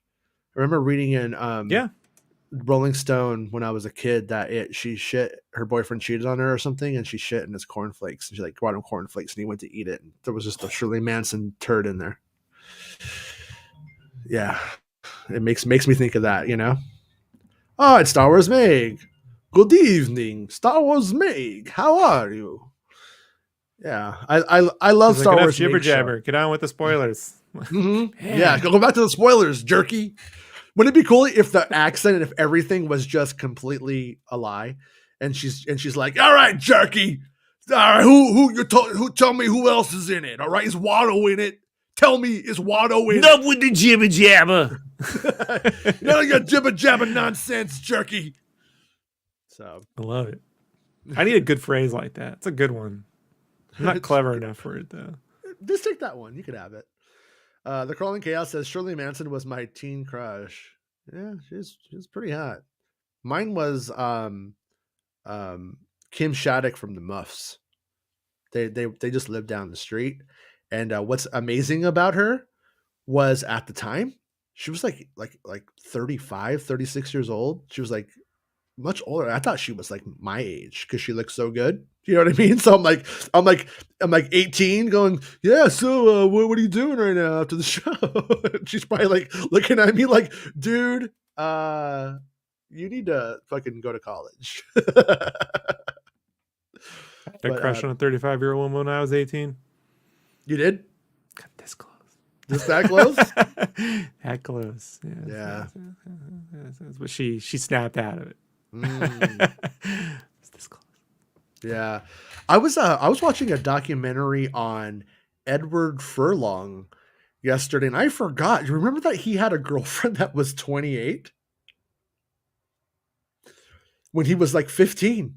He was dating, he had a 28-year-old girlfriend, and they actually changed California law to be able to prosecute women, probably because of it, because of that situation. Huh. And it was pretty funny because when I bought Terminator 2 in 4K and I'm watching it, I was getting a little bit annoyed because you can see when it's a woman with short hair riding the motorcycle and not John Connor. And today it's just very obvious. That's a lady riding the motorcycle. It's just like all of a sudden you're watching, like, why is it late? That's not John Connor. It's her. It's her. And then now when you watch Terminator 2, it's even weirder. Think about it. He was dating his stunt double. Yeah. Yeah. I mean, like you know, when you hear that, spend some time together. I could see how that. Yeah, I can see how that would happen. Yeah. No, it's you know, it's wrong, but I could see how it would happen. Yeah. I mean, I think for like, you know, 2 weeks when he's 15, he's like, this is fucking awesome.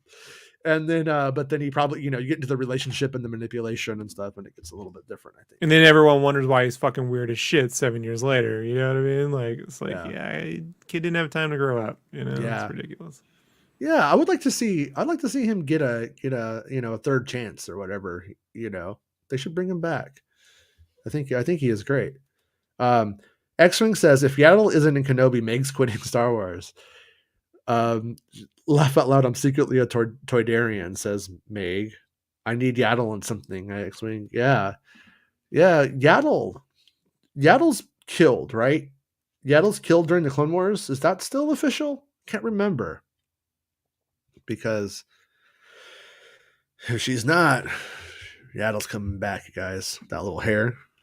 That little hey, just because I'm dressed like this doesn't mean you can hit on me hair that she has going. Mark Hamilton says, I got all the garbage limited edition 7-inch singles if anyone wants to buy them. Are you selling them because you're over garbage, or just because it's, you know, let's get some cash? I don't. He said lamb heads. It's like, I'll buy one. You got some lamb heads? You know what? Like always garbage? up for some lamb heads. Lamb heads, yeah. Good. He wants to eat lamb every night for dinner. That's all I collect is lamb heads. That's why I'm here at the Toys R Us, for the lamb heads. Like, yeah, they got a shipment.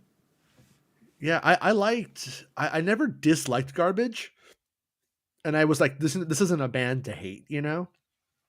But I didn't appreciate production in their heyday, so I was very much like, so what, you know, about them. I was like, lots of bands sound this good to me, if you ignore the production. But now I feel a little bit different. I don't really, you know.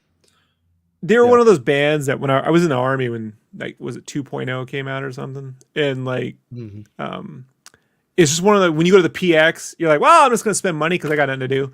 So like, they had this CD wall next to the magazine. So first I go through the magazines, what few comics they keep here, fine, and then you go CDs, and then video games kind of goes, you know, and it's like, garbage, orange, sure, why not? Like, that's it. There's no reason. You know, no idea what that was. Listen to it. I'll listen to this. It's right in with my Kevin Smith movie soundtracks. You know, it fits right in. Yeah, it's good. Had that 5-disc CD thing it'd spin around. Well, that's like at the time, if you went up to Jason and you said, "Hey, you like Stone Temple Pilots?" I'd been like, "Fuck you! That's a fake hair metal band from fucking San Diego. It could not be further from." And a part of me still does listening to this morning. Yeah, no, but that's the thing.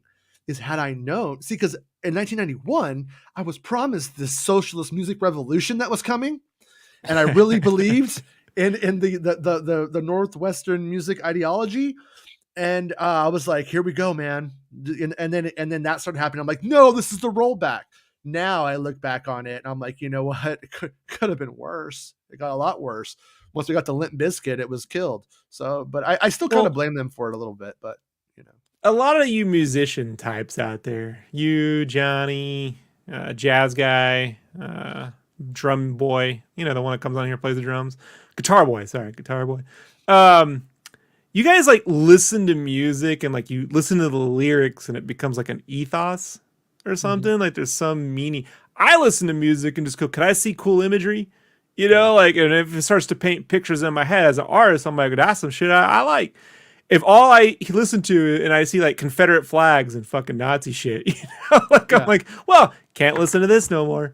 Yeah. So yeah. No, I understand that. Like there is a part where you take yourself too seriously, and there's a part where you do have to take yourself too seriously. And there's a, when you make like if you made a piece of visual art that truly like has like an agenda, a political agenda or meaning behind it, or is really like addressing something in your mind, then you see this person like fucking Axl Rose saying "back off, bitch." You're just like, fuck you, Axl. And so like as like a 14-year-old, I'm like, fuck Axl, Kurt Cobain. Like it was a fork in the road. Yeah, I had to make my choice, and I made it. Meanwhile, I'm like, both go pair with Street Fighter Championship Edition pretty well. So like for me, it's okay. Yeah. Yeah. She's alive in canon, dead in Legends. Okay. So we don't know Yaddle's fate. Wouldn't it be what if Yaddle's one of the Jedi Masters who dies in the opening of Kenobi? I don't know who the Jedi Masters are. Nobody told me. Mark Hamilton says yaddlehardcore-action.com. Do you remember that picture somebody did of a green fleshlight and they put it in between their mattress, and then they have a signed picture of Yaddle right there, like one of those like photos for Yaddle, the fleshlight. And yeah, it's one of the funnier memes, one of the funnier Yaddle memes. I love it. But it's also one of the goofiest, simplest names in Star Wars. Yeah, Yaddle. That's how I prefer it. Give me a Yaddle over a Din Djarin. Yeah. Or yeah. Kanan Jarrus. Djarin and Jarrus. They all have the same first letter, first name, last name, first letters. So I told you it's a Stan Lee. It's like the Matt Murdock, it's like that kind of shit, very Stan Lee-ish. I'm Djarin, I'm Jarrus, and we're Jedi, Yeah, I'm not into it. Aussie's Film says, hi, Star Wars, Meg. Well, what about Rob? Hey, Aussie's Films. I don't count. Mark Hamilton's got action figures to buy. Mark Hamilton's like, rock and roll. Puh, puh. Yeah, Star Wars, man. Yeah. Aussie's like, hey, Star Wars, Meg, please notice me. Val was good first single. Yeah. Star Wars, Meg, you have been noticed. No Jar Jar impossible. Perhaps the archives are incomplete. I hope so, Meg. I would love to be wrong about that. Like really, really would love to be wrong about it. Jedi Mike Star Wars Celebration Anaheim meetup for Vader's Lair fan Saturday 5/28. So if you're a Vader's Lair fan, go to on Saturday 5/28. Go to their meetup. I was considering braving in wrapping myself in saran wrap, jumping into a giant condom, and going to Star Wars Celebration this year. What do you call?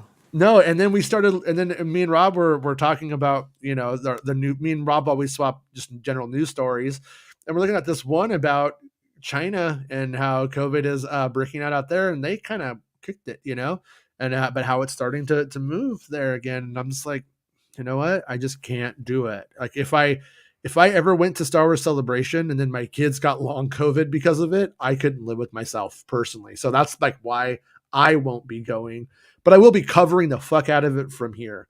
And if you are there, you guys need to send me all kinds of photos and messages, please. So yeah, would love to see more of Yaddle. Yeah, it would be interesting to see Yaddle covered in some way. I do fear if they did do it, then people would just go like, this is Baby Yoda. Like it would get this weird backlash and just not being it would be the controversy it would spark would probably not be worth, the what's the term? The juice isn't worth the squeeze, probably. I don't know that, but I'm going to use it. Yeah. My wife's going to hate me. Yeah. It's like mouthful mode on the new Kirby game. Right? Have you heard about this? Like Kirby can eat, like put his whole body around like a car now and drive a car. Yeah. And it just kind of fits over. So it's mouthful mode. It's like fit it all in. Like that's in the trailer. I'm like, this is so good. Mouthful mode. Oh shit! So Meg says if they kill Yaddle and Kenobi, I will call corporate and evolve into Mega Karen. So she's gonna be like, Kathleen, I want to talk to your manager. I'll talk to your manager. Frank Marshall's like, I got a Mega Karen right here. Oh no! Now we're gonna get canceled because we said that Frank Marshall was our manager. Give me Frank Sinatra, Bach, and Debussy, and Tupac because I ain't no punk bitch. Hey, you Tupac are really all you need to, bud. Mark Hamilton says, I didn't appreciate Tupac until 2000 in the Army, 99, 2000. So, yeah, but I appreciate him. I knew him in never, Nothing But Trouble. That's where I knew him from too. Was Nothing But Trouble. And as a little kid, I was into pop music. And then as I hit my formative years, I started to feel like, you know what? That's for them. This is for me. Not that I couldn't have enjoyed it, but I saw so many like white kids misappropriating like black art and stuff like that. I was just like, you know what? I'm not going to go there. I'm not going to pretend. And I grew up in poor neighborhoods where me and Tupac didn't actually grow up far from each other. He got killed from going to my mall. You know what I mean? Like my parents were got divorced. Where NWA got arrested. But it's interesting. How meanwhile I'm from the town where Heather O'Rourke died and Elizabeth Smart was walking around in a robe. All right. I'm from the weird fucking part of San Diego. Yeah. Joan Embry lives there. Man. It's that one's a weird one too, to like go back to it. Like you'll see people go like, a pretty white girl got kidnapped. And you're like, yeah, but that was fucked up. And I understand the point though. Like the point is completely valid. I just think it needs to be made differently. You know what I mean? Like when a child, a girl is kidnapped, stolen, like we gotta defend it. Kidnapped. And then dressed in costume and walked around town. I mean, they saw her. I remember seeing these cats. Why it's this? Look, when you're in a hillbilly town and someone's walking around in full burqa, it stands out, right? Like it's just it's not normal out there, or common. So I don't use the wrong fucking words before I get canceled for that bullshit. So. Yeah, and then to talk about what Mark Hamilton is for a sec. As a kid, I hated it when my people, family members or my friends' dads or whatever would call their wives bitches, shut up bitch and stuff like that. I hated that. Yeah, that's some horseshit. I don't. Yeah. And that was the Guns N' Roses like ethic, back off bitch, I think was the song I want to say. And it was stuff like that. And so like I always when Kurt happened, that's when Kurt Cobain happens and Nirvana happens. That's when you're like, oh, those guys are me. And it was interesting to see how all of a sudden everybody around my age was at odds with their uncles now who used to buy them, their Kiss records, so to speak. You know what I mean? At that point, that was when there was this like big changeover. And it was it was an interesting time, and we had reason to take it seriously. Unfortunately, we lost. Like I feel like Kenobi talking to Nari right now, because I was like, you know what, we lost. By the time you have dudes with red hats turn like this, it's fucking over, and we that version of the battle was lost. Maybe the war wasn't lost, I like to think, but the battle was definitely lost. Yeah. I always put Axl Rose in the Shawn Michaels category. So. What does that mean? Shawn Michaels category. Like he's this guy everyone loves, but he's actually a real asshole in real life. He's not playing an asshole. He's actually real. Now, Axl Rose, as put up, I mean, he's been at least in our life, in our modern day, has been a voice against fascism. So, Has he? But was he? Yeah. Okay, good. 100%. Yeah. So, hey, mad props there. Redeemable qualities. Axl has them.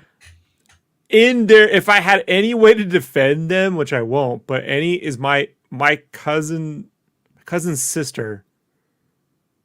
I guess that's my cousin. I don't know because it's through marriage, so I called him cousin, but it's not really a cousin. His sister, who was like 20 something and like 87, fucking worshipped the ground Edu walked on. So like her and all of her big haired friends, big hairing it up and shit. You know, you'd be like, whoa! Like I'd walk in on a Al Bundy music video. You know, like at their house, like what is this? And then of course, then you realize they're 20. Like they're 27, acting 17. But you know, I just couldn't get over it. So I don't know. 80s were weird though, dude. Let's be honest. A lot of real. There's no through line, no continuity in morality in the 80s. You know, I feel like the 80s were happening and New Wave was infecting it like a virus that was saying there's better ways, there's different ways, and that was in visual art down. And I'm even going to consider Mike Judge New Wave in the 80s. You know what I mean? Like, and then we get to like the 90s, and it finally all starts to like come together. And but the problem was that there was this just little microcosm of time when corporations were just down to put out, when everybody was like Alan Ladd Jr., they were putting out good stuff, but then they slowly started to really rein that in and put it through the ringer. Crawling Chaos says, remember when we first saw Grogu? Some genius decided that Grogu was a yodeling. Love that. Junkbox says, will Hayden stick around after Ahsoka and Obi-Wan? I don't know. I haven't heard anything about Hayden's deal, during meaning like his deal for appearances in Star Wars or what that is or anything like that. But I'm gonna think so. I'm gonna imagine this is kind of breaking the seal, you know. Jedi Mike says that Jason Ward, the meetup is outdoor at Downtown Disney. Okay. If things are looking pretty good there, I'll totally go to Downtown Disney. You can show up in your Zuckuss helmet, Jason. Yeah, you know? Right? Or Lambhead. They'll know it's you. Lambhead. I'm like, I'm Lambhead. Lambhead says, okay, so here's what I want is I want to play Lambhead, but I want Meg to be Lambhead's voice. That sounds true, right? I think you should wear a giant condom and go to Celebration as Claude. My headcanon, Meg says, my headcanon is that Grogu won't become a Jedi or a Mandalorian, but instead will be taken home to the Yoda species homeworld to be with his mama. His mom is like, his mom is Yaddle. Yeah, I don't bet on it. His mom is Yaddle. I appreciate your optimism, but don't count on it. He's going to be a Mandalorian, the little rocket pack, little tiny rocket pack. That's the only, I told you, this is how I know how art departments work. And I've said before, like, what's the craziest thing you could draw based on these things put in front of you? And a little Yoda in a rocket pack with the man holding the throne is the craziest fucking thing. It's the image that you could not forget about. Yeah. You know, Grogu going back to his mom is not an image you're going to remember. You know, it's like people remember Padme saying, "You're breaking my heart." They don't remember the funeral scene. You know what I mean? Funeral scene's way prettier, but they remember that you're breaking my heart. What if that's how it ends? Grogu gets shot and he's just like, we get the funeral music with little Grogu comes back as a vampire. And what we do in the shadows. My name is Grogu. Grogu Dooku is my name. Grogu was in the Star Wars. We don't watch that though. We more Star Trek. There's been a line in the sand for Meg. Let's get the Guillermo del Toro's on the Star Wars, then we watch it. Mark asks Meg, are you on board of the movement to get Lambhead canonized? X-Wing says there has literally never been someone famous in my hometown or Truckee since Charlie Chaplin. X-Wing? Look, this is where I'm like, we're slowly becoming a cult. We have a mascot, we have Lambhead, we have a movement to get him canonized. This is working out. The cult is happening. We have our what do we call it? Iconography? Is that the word? Icon. I know what I draw it. I can't tell you. Iconography. We got syllables, man. Yeah, syllables. I mean, we got people from different continents talking to us. Like we're ready. This Illuminati is ready to come together. We're cult sourcing it. Yeah, Right? cult sourcing. I like that. I like where your head's at, number 2. Number 2. Hey! Wait, I mean Rob. I always like how every cult has like this like maniacal leader, but then they have like this like lady who's like does the books and is also as crazy. Ever notice that? There's a lot of that. Ghislaine Maxwell.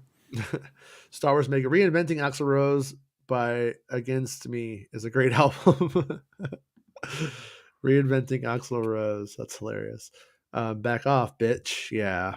Yeah. And he also there's that moment where he Courtney Love sees Axl Rose at the MTV Music Awards and he goes, Axl, be the godfather of our baby. And he's all, tell your bitch to shut up. And then Kurt looks at her and goes, shut up, bitch. And they all start laughing. It is weird. It's so weird that Courtney became what she became, though, still, to me. You know? Because it's like, I mean, on one hand it is, on one hand it's not. But it's like you see her now, she's like all like Hollywooded out with like the plastic surgery and shit. And it's like, what's going on here? You were in the Sid Vicious movie. The Crawling Chaos says Yaddle and Yoda said Churi. Yeah. I mean, after I'm just saying, after 800 years, accidents are going to happen. I know what happened to Yaddle. She moved to Seattle. Seattle. Yeah. The Seattle music scene. Everybody wears green. Yeah. The Seattle music scene. I'm all about it. Yeah. All right. Oh, no, they're not from there. I'm trying to think if there's not really one. There's not. Was there? No. Anyways, Star Wars makes us guarantee you that Disney will make Grogu unrelated to Yaddle and Yoda. Yeah, I agree too. I don't think they'll do it that way. But I do want him to not be born vaginally. I want hatched. I want him hatched from an egg. I want to see him through an egg. The little ears poke through the egg and shit. Like, I'm telling you, they're hatched. Yeah. Yeah, and then the Plus first thing gremlins are eggs, he does right? is it makes sense. First thing he does is he starts eating one of the other eggs. He like literally devours his sibling. Oh, he devours his paternal's twin. Yeah. Ronnie asks, Ronnie asks, how do you think Kenobi will go down with fans? Okay, so I have like kind of like 2 weird theories about it. 3 weird theories, really, but I think it's going to go down well. I think it's everything about it sounds like it hits the beats in ways that are very socially acceptable for a fandom. I wonder about you also, though. You have these people who don't like the prequels, who never really watched it or wrote it off originally and haven't gone back to it and don't have a nostalgia for it. So on one hand, that it's going to have to stand on its own merits for those people. And so it doesn't get any of this, oh, let's just see where they go. Let's see where they go with those people. So I'm curious to see how it plays with them. And so I don't know if you would call them fans, or at least not prequel fans anyways. And then I think if you're a prequel fan like I am, you're probably going to just be really, really happy that you're getting more of Ewan McGregor's Kenobi and probably going to be pretty happy with it. Because I don't think it will have or can have the pitfalls that Book of Boba Fett had. Where like Boba Fett's very undefined. They were defining him further. But then as they were defining them further, we were asking ourselves, do we care? Do we want this? Do we need it to go this way? Kenobi's defined. He has a mission. The mission is solid. We know what it is. We know what the stakes are. The stakes are reiterated, stuff like that. So I think that we end up in a place where it's probably going to deliver. And my personal hope is that it allows people who wrote the prequels off prematurely. The prequels are weird. I love them, and I'm not saying that they're not weird, but I do think that there's gold in them, their hills, and most people were overlooking it because they would just see whatever it was that distracted them from the goodness. The movie. No, like Jar Jar stepping in shit is dumb, but the whole movie isn't Jar Jar stepping in shit. And I will be honest with you though, like the acting used to not bother me because that I was like, there's a spectrum of Star Wars acting, and I'm like, you know what? It hits some of the worst of it, but it doesn't actually go beyond it. I've seen acting this bad in the original trilogy at times, But then with new Star Wars, where the acting is pretty good all the time, it did actually devalue the prequels for me a little bit. It was one of the weird things. Except for Boba Fett. Boba Fett gets close. Boba Fett was very much the prequel acting, because it was clearly just one shot. Like, they shot it, and if they got it, they kept it. That's what they did with the prequels, and that's what that acting is. The acting isn't necessarily George not being able to direct. It's not necessarily the actors not being able to act. It's the fact that they go, well, we got it, and they move on. And I mean, and I guess you could say that's a director's call. I'm not a director, so I'm not gonna die on a hill about it. But I do think if George Lucas said, okay, we got it, now let's try to do it with nuance, we may have had better acted Star Wars films. But look at everybody so happy to see me. Who's this, Mr. Nuance? Mr. Aunts? Nuance. Is he here? I'm mowing George. Llama Nuance is a new cloner you guys don't know about. Llama Nuance is definitely a Filoni name. Lambda Nuance. It's our lamb head guy, and he's a cloner. And his little daughter Dolly, the sheep. Mark Hamilton says, what you called it when Grogu is in a tight spot without his mama? Up Schitt's Creek without a yaddle. I appreciate it. You just out-mic'd Mike Porter. Mike's not here today. Yeah, you definitely don't. You know what? I don't know. Do we let him know that he could step it up, or do we not let him know that he just became Axl Rose to your Kurt Cobain right now? I'm kidding. I love Mike Porter's dad jokes. The thing is, doing one good dad joke, okay, cool, but doing it every day, a whole different game. He's the Beatles of dad jokes. That's the difference. The Crawling Chaos says Grogu is Hungarian, confirmed. Junkbox says, you're famous, X-Wing, you're famous. Marty says Axel is super left wing these days. That's definitely good. I mean, especially if it's sincere, you know. And it's kind of funny because like I obviously checked out of Axel, you know, when about the time he was really sucking, spaghetti incident happened. And then, you know, all the good members of the band, you know, and what's funny is Duff and Chris Novoselic are like buddies now. They was going to kick his ass at the MTV Music Awards. They're like buddies now. Duff was in a really great Seattle band too, called the Fastbacks. I don't know how many recordings he did with them, but the Fastbacks are one of the best Seattle bands of all time. Without them, we don't get the Muffs, which everyone should listen to as well. But the Fastbacks are like the two women singers. They're not Riot Girl. They're just indie rock, and they're so good. Check out K Street. Oh, and To the Moon, another one of my favorites. Marty K says, we also need to remember the horrific child abuse Axl Rose experienced. Sure. Yeah, there's this like saying that they always say on Last Podcast on the Left, and that's like, you know, your mental health isn't your fault, but taking care of it is your responsibility.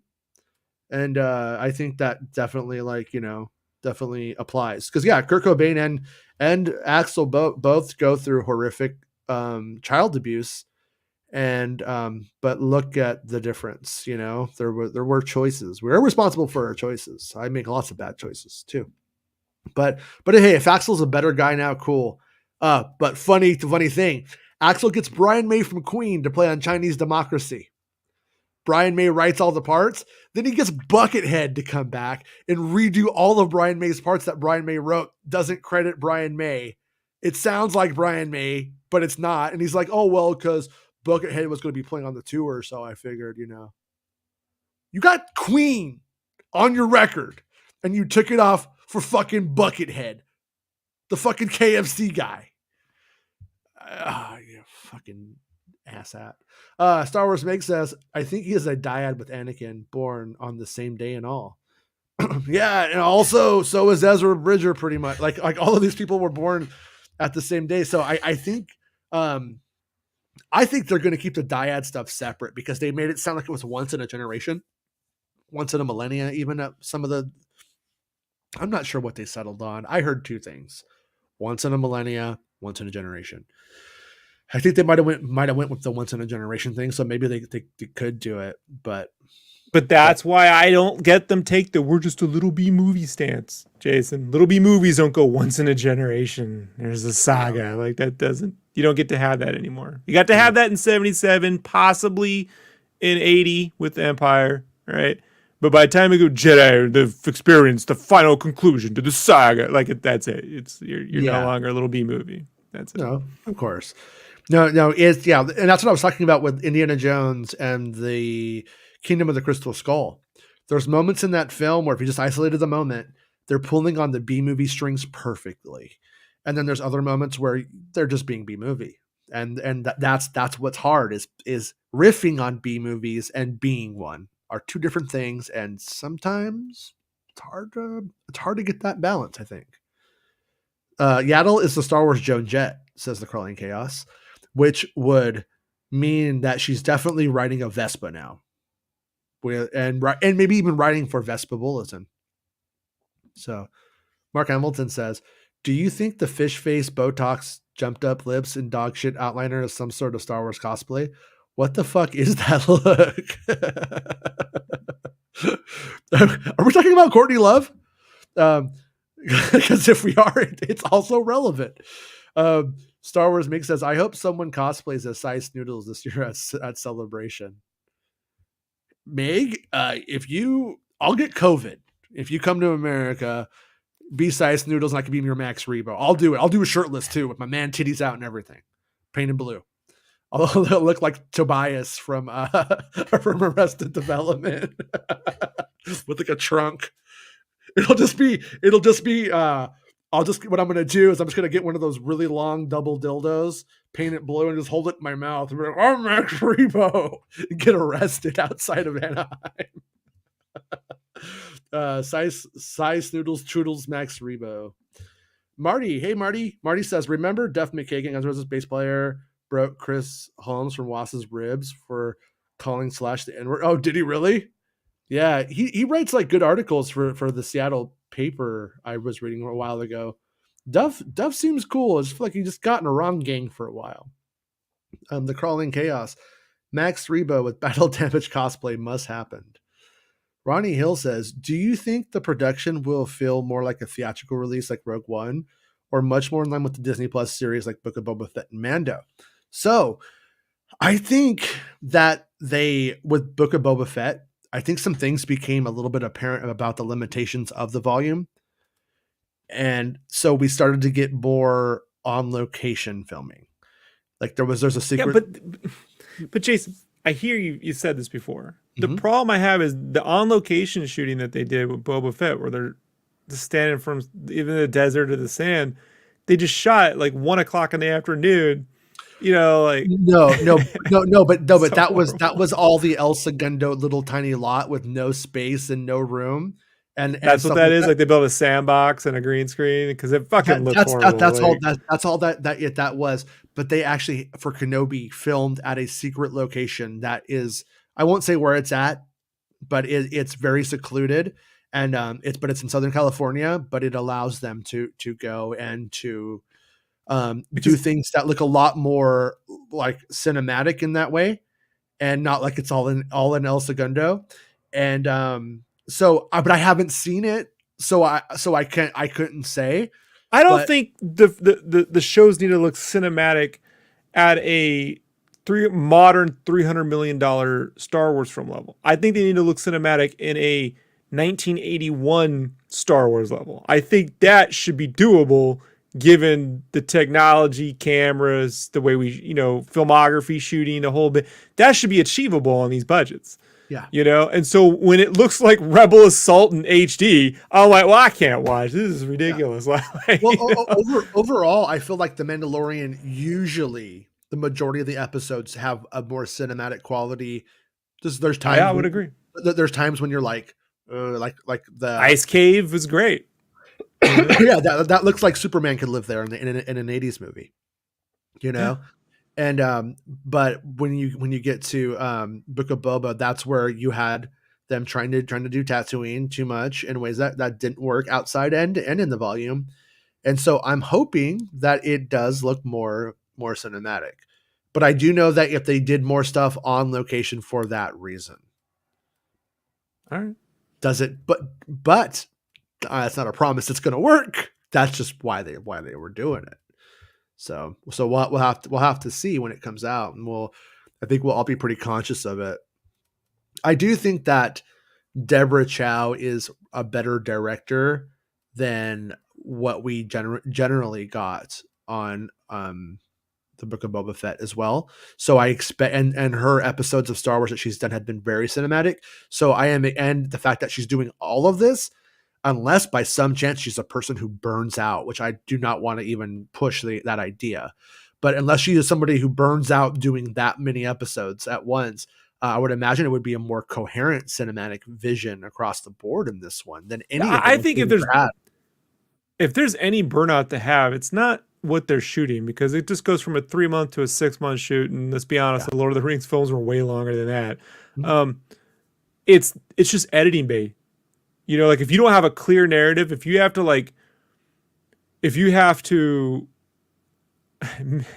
diminish the effects of your cut, right? To quote a famous director, and sort of create an editing bait, that's where it can become a nightmare. And I can imagine we're fatigued. So long as their story's set up and the editing bait is really used for tempo and, you know, pulling best takes and creating energy and you know, and clarifying, you know, the feeling of a scene versus trying to fix the fucking thing, then no problems. By the way, I've been wanting to say too, man, I really want to see the cut of the Phantom Menace that Lucas sees in the beginning documentary. The one where he's doing this.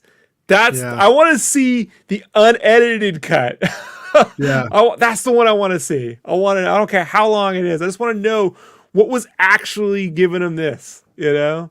Yeah. Like, because it might play better sometimes. Like, I think of those weird cuts, you know, on Tatooine when Qui-Gon and, you know, Anakin are just running through the desert for no fucking reason. Shit like that. And I'm like, I saw you trim that stuff, and I know what they put on the deleted, but there could have been more. You know what I mean? That didn't have finished effects or a key grip walk in the background or some shit like that. But just curious to know, you know, what that. I wish we could see that edit. Yeah, I would love to see Lucas's original edit of Empire Strikes Back as well, where he showed it to them and they were like, nah, you know, his wasn't better. Would be interesting just to see that too. I'm not sure if we ever will, but how much do you expect the trailer to reveal? So honestly, Johannes, I'm just guessing, you know, I would just be guessing. But and I think that like whatever we got from the previous Mandalorian stuff and Book of Boba is probably what you could expect. So I'm imagining it's going to be Kenobi sweating in the desert, and then I don't know if they'll show Luke and Leia. I doubt it.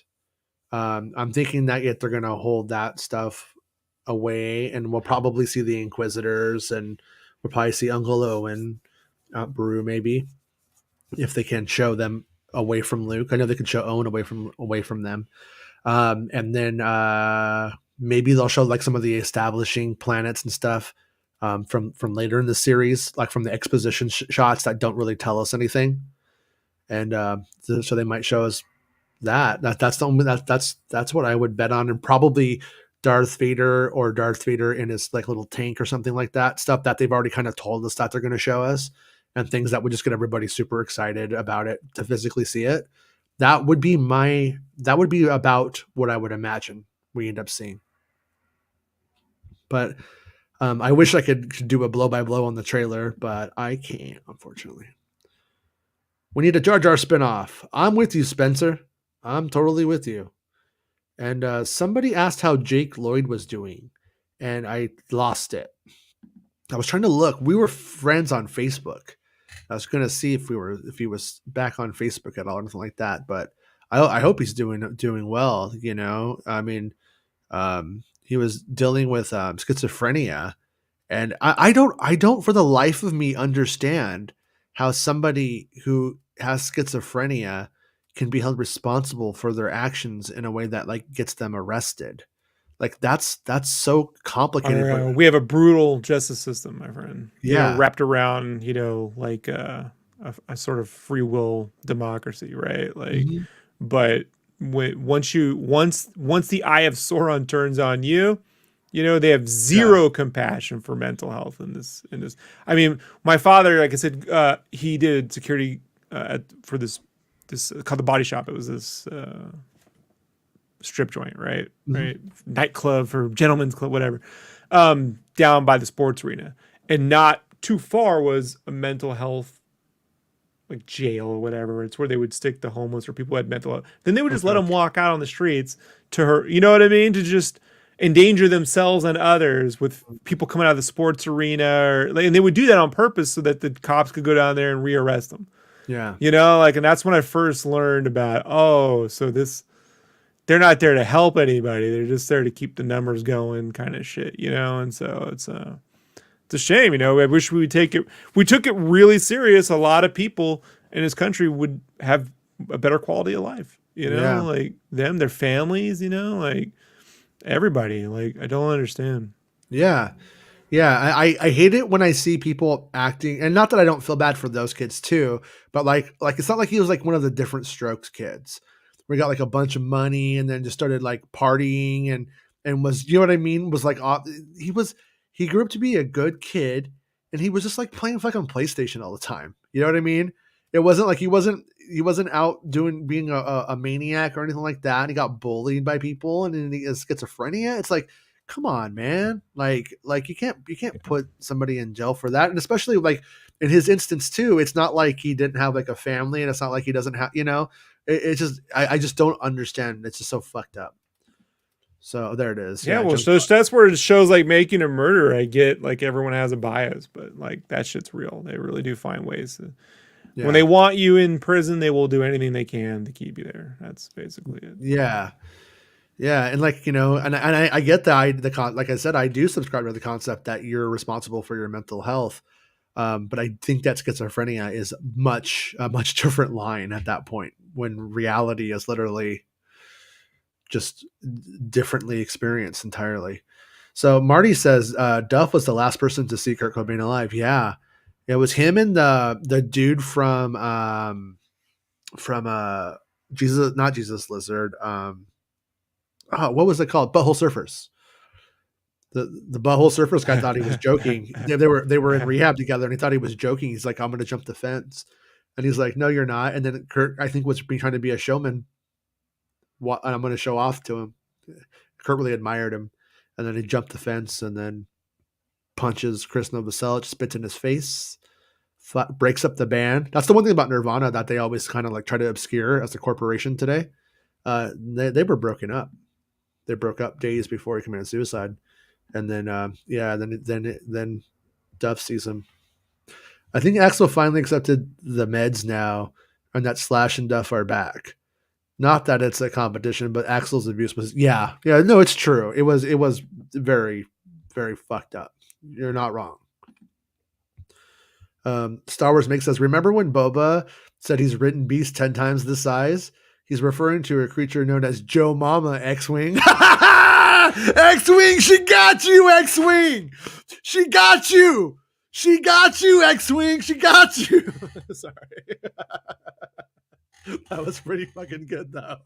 That was pretty fucking good. I love you, Meg. You're the best in the West. The Crawling Chaos says Rebel Assault. I got a CD-ROM drive for my PC. Dude, I didn't have a PC yet. So I didn't get to play. They made the biggest deal out of that game. This is the first time we've shot live action Star Wars since Return of the Jedi. And then you look at it, you're like, just maybe. Even at the time, it was like, yeah, and then, like a few years after, there was the VCR game with Darth Vader played by David Prowse, which was like a big surprise that they let David Prowse be Darth Vader in that moment. X-Wing says, Bubbles de Verre took me in when I had none at Star Wars. Almost 10 for this. So Rebel Assault was the game that when you went to Blockbuster, you could definitely rent for Sega Saturn. Like it was always there. Yeah, we had this friend who was like that kid who wore his like middle school PE clothes to high school and was just like on a different planet, like, I know exactly what you're talking about, man. Yeah. And, he was like our, if I was Jack Napier, he was my Bob the Goon, you know? Yeah, I had the exact same sidekick. Yeah. Yeah. And he had all the video games, my friend. No, And all in their original packaging, by the way. Dude, okay, Sorry. it's like sad but funny at the same time. So I go to his house for the first time, and his mother is very, very large, but not to make fun of someone who's gone through cancer, but she went through breast cancer, so she had her right breast removed. But she was very large, so the one breast she kept because the father liked that, didn't want them both removed, so she kept the one for him. And so she had this left really big flappy titty on the left, right? But she was missing her right eye. So she had a left titty and no right eye.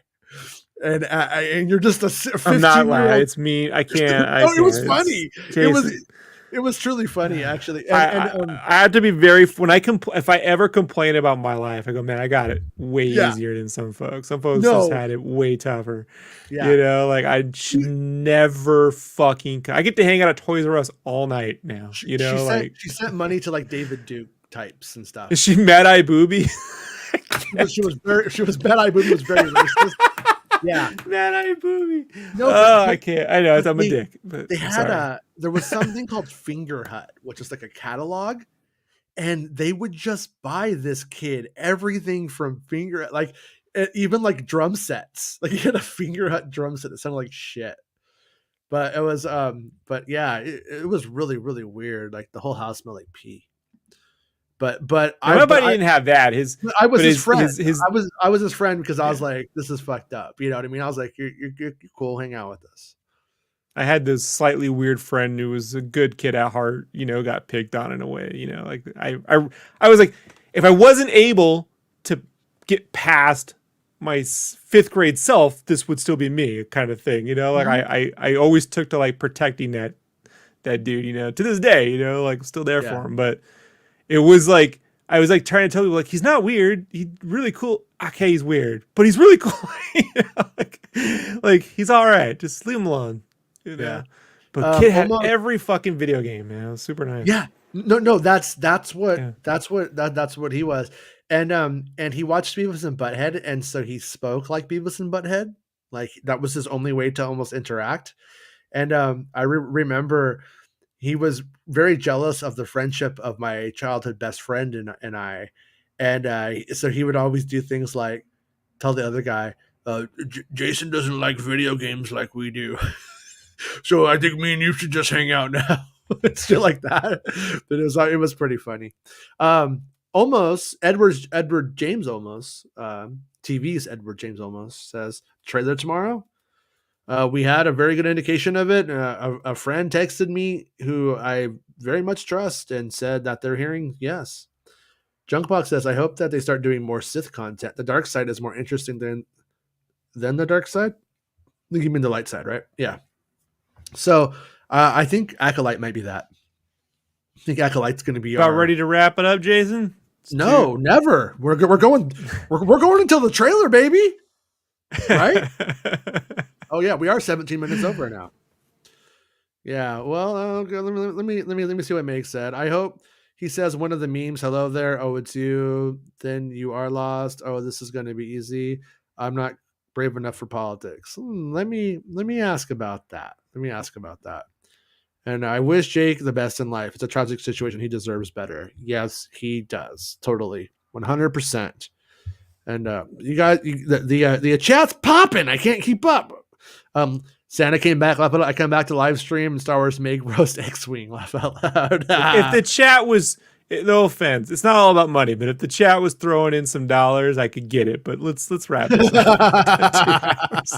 Done 2 hours, folks. It's not about the money, but I'm making it about the money at this point. Let's do it. They're doing the secret cinema thing again for Guardians of the Galaxy in London. I'm gonna try to go. Yeah, the Star Wars one looked amazing. But yeah, so I will be back tomorrow. If the trailer hits, that's when I'll be back. And then Rob's got some shit to do tomorrow. So and then so we'll end up if there's no trailer and Rob isn't exhausted, we'll do it. We'll do something tomorrow. I doubt tomorrow will be an 11 a.m. show. That's what I'm trying to say. I just doubt it. however it goes. It'll probably be something random. But if the trailer hits, and if the trailer doesn't hit, I shared with you guys what I knew, and I hope I didn't disappoint anybody. It's now just become, because I can't comment on Reddit on the forum where they're saying Making Star Wars says, it's like that way. But yeah, but we'll be back, and I hope everyone has a good time, and I hope the trailer does come and it's a good time.